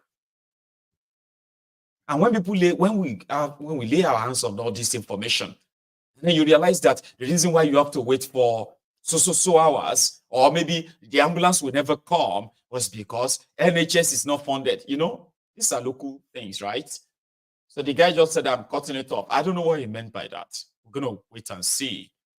But it'd be like say Kagame received the message. Somebody was asking him that saw him today. Mr. Kagame, what are you going to do now that the UK is not going to continue with that refugee program or relocation or resettlement program? He said, well, that's the UK problem. It's not my problem. Yeah, right. You're very right. But what happened to the millions of pounds sterling they've given to you? And he categorically said, yeah, we'll give you back. If you don't want to bring them here anymore, we'll give you your money back. I hope he meant it, though. Here. Sorry, excuse me, sorry guys. BBC, President Kagame, is the UK deal working? Ask UK. The Supreme Court said that your country's not safe. Is it safe for refugees? Ask UK. It is the UK's problem, not Uganda's problem. But you're getting hundreds of millions of UK taxpayers' money with not a single refugee. It is going to be used on those people who will come. If they don't come, we can return the money. There might be no... Okay. If they come, we use the money. If they don't come, we return the money. There's no pressure. Please don't come here and kind of think you can haggle me. That's so straightforward, right? Well, talking about UK and this issue of relocation or no relocation, since everything is about location.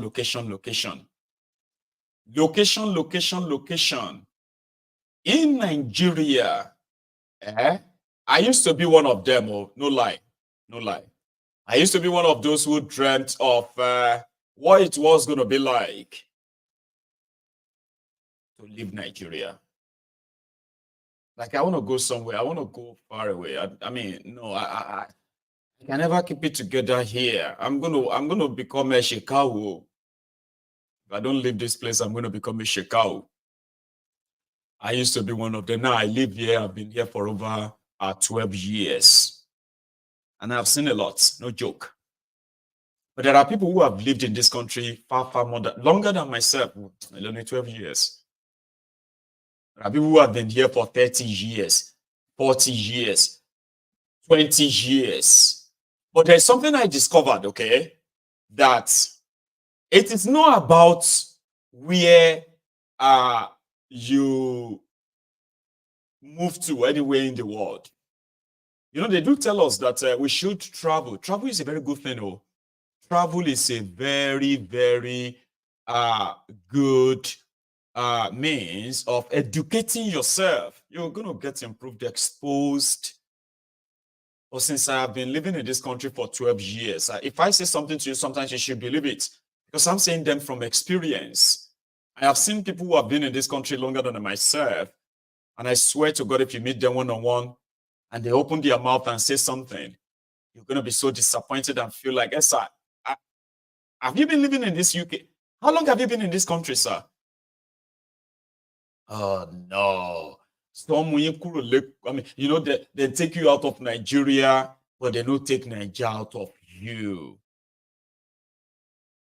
I mean, for example, if you have lived your life in a place like the mega slum, the mega shitty, called the Lagos mega shitty, for example, we have seen people who left the shithole and they still didn't. See, let me tell you something. There are people who have become so successful. They have, you know, advanced in their education. They have advanced in their careers. These are exceptional people. But still very much like their attitude of, you know, people who are from that ghetto.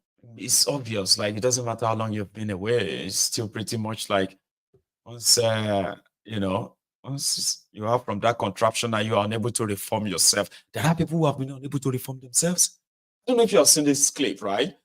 I have seen people fought themselves because of, I've seen people fought themselves and killed themselves simply because of 100 naira, 200 naira. I've seen a housewife kill the husband by bringing out a pestle and just smash his head and he's dead. It's simply because he is not responsible. He's not giving them feeding money.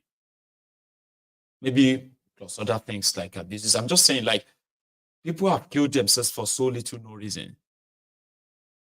Somehow you realize that most of the reasons why people fight themselves or tear themselves apart are not really worth it. But they still do it anyway.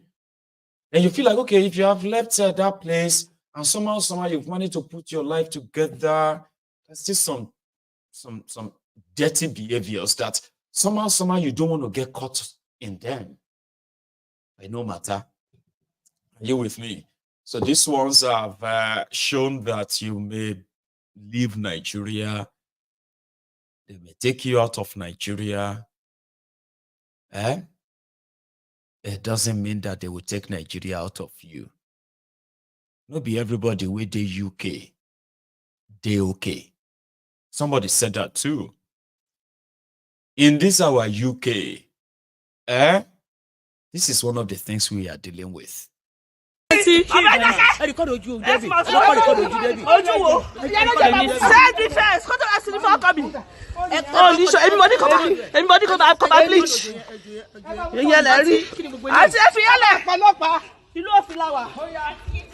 Fọ́kọ̀ ẹ̀ ló fẹ́ mi. Fọ́kọ̀ ẹ̀ ló fẹ́ mi.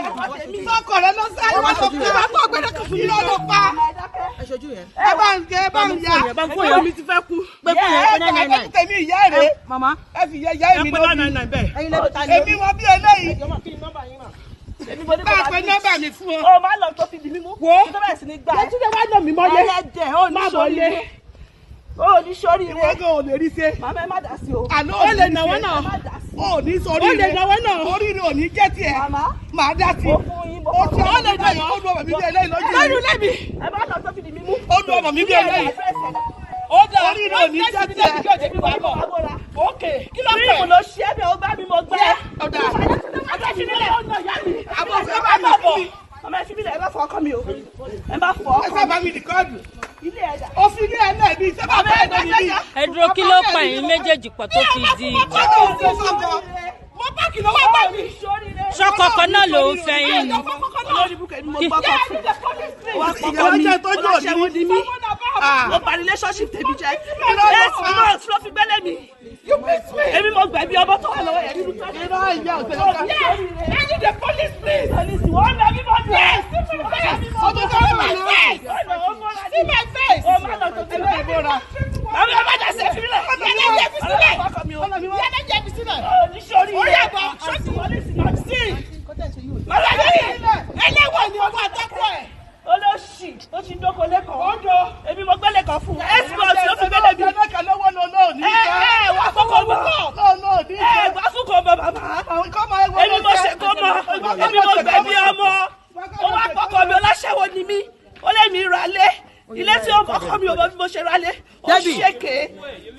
ó lè mi ralé ó bá relationship tèmi jẹ́ èyí tẹ́mi wá gbé fún ó sì wá ń dó bọ̀bọ̀ yẹn èmi mo introduce lẹ́kọ̀ọ́ sí i. ẹ̀jẹ̀ kọ́dọ̀ kọ́dọ̀ pàjọ bá wọn àjọ fẹ́ mi bọ́dí. ọjà I don't digress. She called today. She spoiled the relationship. I heard that. Why did she do the fuck? And she's still fucking the fucking guy I gave her here. Oh my God, I'm the mama. Oh, we go see that. We go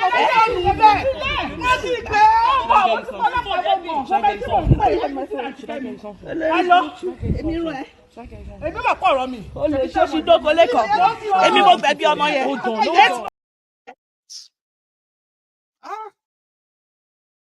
Out of all the problems going on in the world today, now let me tell you what's going on there. To those of you who probably don't understand, okay, yeah, you see those two ladies, right? The one in red, okay, was married. The one in blue, right? She is not married, but back in the days, the one in red, okay, connected the one in blue with a man that they are still living together. But despite living together, the one in blue now told the husband of the one in red, a friend, that said she was so good to her that she was the one that discharged of a baby. I don't. We're going to problem, Jerry. Anyway, you shall kind of following the fact that they were so close that she introduced her to a man. Then she turned around and told her own husband that she is a prostitute. Then broke their homes simply because he is still with the man they gave her. Anyway, she's shagging that woman's husband, that one in red. She's shagging her husband after she made sure they broke up. So that one woman, the one that feels attacked, he is now left with two men. The one they introduced her to, which is inside. Then the husband of the man that introduced him to a man, she is now managing the two of them by telling the husband of that one that he is a prostitute. Ask her where she's making money. She bought houses. Ask her where she got the money from. So in anger, scorned, the woman in red came and said, I will show you today. You they shag my husband. You are still with Lekon. Yeah. I don't know, Shine Wisha. That's what I kind of deduced from it, okay? So it didn't take long before police came, because that's an assault, okay? And they took away the woman in red. For peace to reign. Okay? And I think peace reign. I don't know any other thing afterward, okay? So more will live on like that. Except that while everywhere, Robodion, left and right. If you don't understand the meaning of Robodion, you need to kind of ask somebody who understands Robodion. Chaos. That's it. Chaos. Chaos everywhere.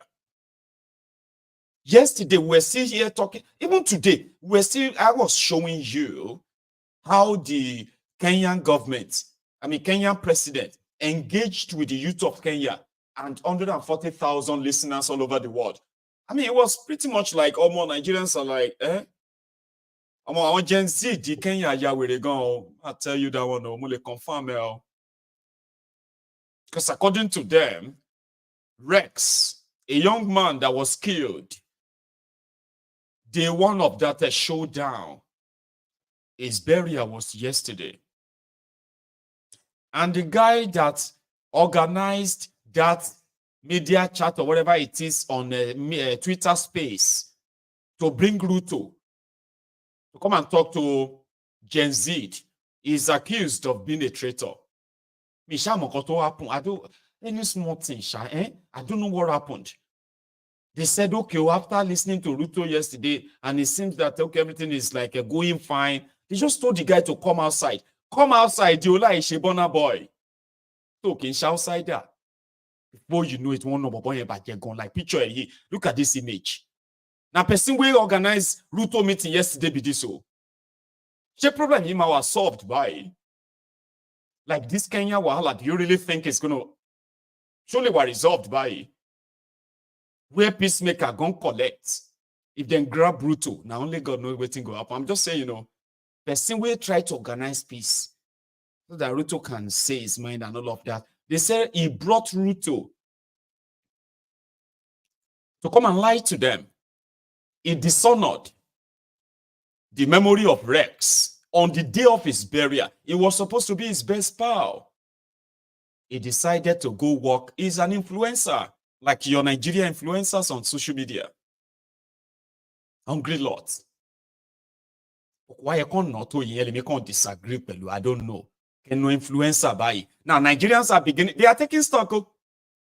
Some of them are now saying that apart from the politicians that they are going to grab when the shit hit the fan, our influencers una no go recognize them when you see them.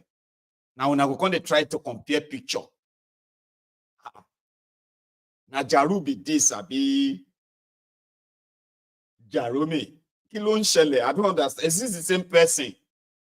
People don't pick pictures. You better be careful. Don't go collect any gig. We go send you and change your identity. You come let's say you do facial surgery. I mean it. Nobody recognizes this guy. Even Ruto is shocked to see the image. I'm saying, be careful what you get yourselves involved in.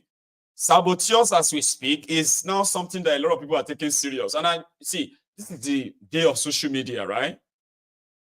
Nothing really goes unnoticed. But there are still people who believe that it's all noise. It's not going to happen. Okay, fine. Anyway, I was going back home that, okay, today's is done. I mean, at least I can go back in peace until I started hearing back to deba into your long. What again? They send a lot Nakai. They go after those illegal street traders. You know, say when it comes to a destroyer, a demolisher, there are some people who will say at that time, at their own area of specialty be that. Unfortunately, I saw them just by what's that place called again? TBS, Tafa Balewa Square. Well, this.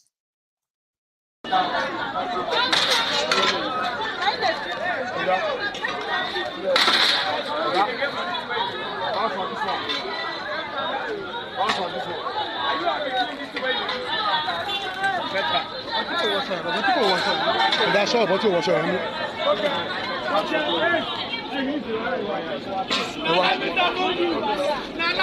Esa, bàbá tí ò wọṣọ yẹn já sọ mú ilé tí ò wọṣọ lọ́pọ̀ yẹn tó sọ tó sọ̀rọ̀ tó náwó yẹn tó sọ̀rọ̀ tó náwó yẹn já sọ mú náà má wọlé a máa tẹ̀lé má wọlé a máa tẹ̀lé a máa gbé sí o kò yẹ ká ẹni kó gbà báyìí.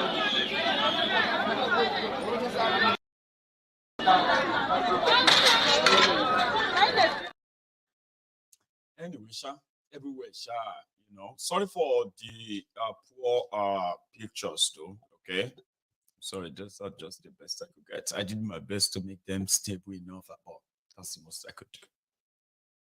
The message is still passed. Yeah, you should all be concerned about the state of Nigeria. Genuinely, you should be. I mean it. The politicians who continue to put up shows to make you believe that they are actually doing something while the waste continues. Country will not get money. The politicians are private, they are flying private jets, and they will soon buy brand new private jets too. This is shitty, man. Attending somebody's wedding in Lagos. And it is official. Flying a private jet in the poverty capital of the world. Egbolon Toby.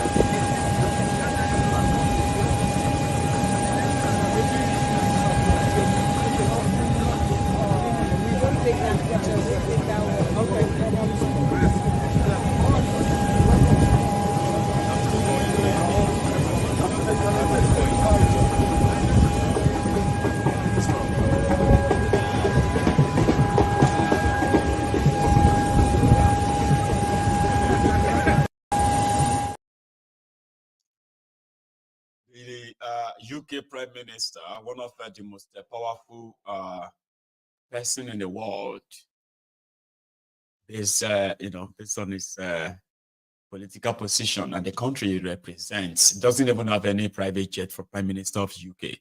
The Prime Minister of the UK flies British Airways. You can go verify, right? But the losers and the looters of the contraption love to live like kings. And the oppressed, the captured, the conquered Nigerians, there's nothing they can do. They will just hope that one of these days it can be their own turn or the turn of their family. And they could have some proximity or closeness to this power. And it's called access. You see the mess? They say Kenya will never happen to Nigeria. I said, are you sure? And you're going to happen back there. But yes, time shall tell is what some of us kind of will continue to say. I always encourage these guys to continue in this trajectory. It's so important they do. And then we can see how long the captured people will remain captured. The conquered people will remain conquered. How long? Anyway, I'll leave them at that. I was going to take calls, but, I'm sorry we won't tonight. Let's just take this as another kind of a sermon that you've listened to. You have kept some of the happenings and some of the information provided too. What you make of them or make of this broadcast is wholly yours. Wholly yours. What I mean by that is that without any sort of mixture or a view, we should leave it at that. So I'm going to say thank you to every one of you again tonight. Thanks so much for spending your evening with me. And at the same time, remember, you can still share this even if you join us midway. If you forgot to share it before now, you can still do it. Like it. And I'm going to see you some other time. Thank you so much. Enjoy the rest of your evening. Good night.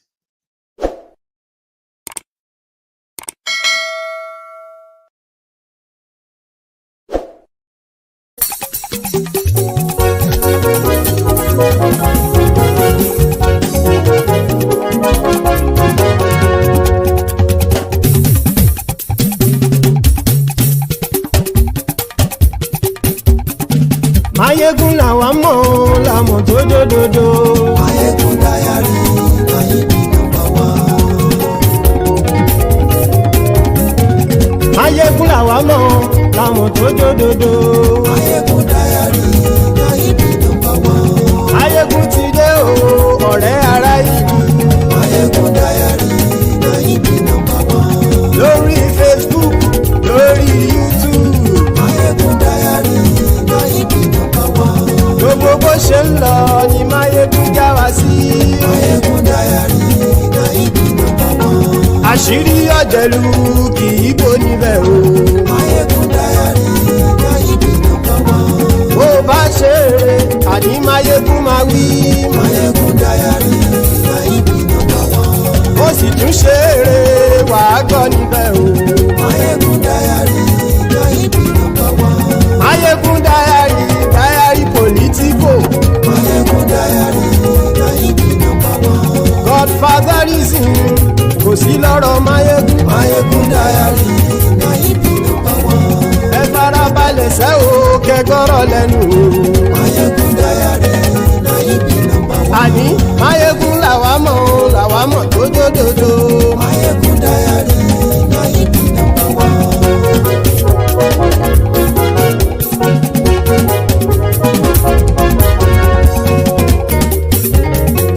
Àní ẹ̀sùn rákì. Mayegun ti dé. ọ̀jẹ̀lú ẹ̀sùn ràkì. Máyégún ti dé. Àní ẹ̀sùn ràkì. Máyégún ti dé. Lórí Facebook. Máyégún ti dé. Àní ẹ̀sùn ràkì. Máyégún ti dé. Lórí YouTube. Máyégún ti dé. Àní ẹ̀sùn ràkì. Máyégún ti dé. Bọ́ bàbá gbé wúrẹ́. Máyégún máa wí. Àní ẹ̀sùn ràkì. Máyégún ti dé. Ijó ìgbádìyẹ. Máyégún máa wí. Àní ẹ̀sùn ràkì. Máyégún ti dé. Presido bá rúfin o.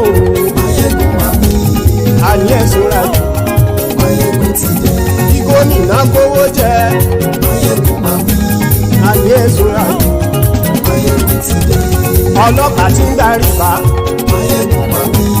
Àní ẹ̀sùn ràkì. Máyégún ti dé. Aṣòfin tí ń rúfin o. Máyégún máa wí. Àní ẹ̀sùn ràkì. Máyégún ti dé. Òpùrọ́ olóṣèlú. Máyégún máa wí. Àní ẹ̀sùn ràkì. Máyégún ti dé. Ọ̀jẹ̀lú ẹ̀sùn ràkì. Máyégún ti dé. Àní ẹ̀sùn ràkì. Máyégún ti dé.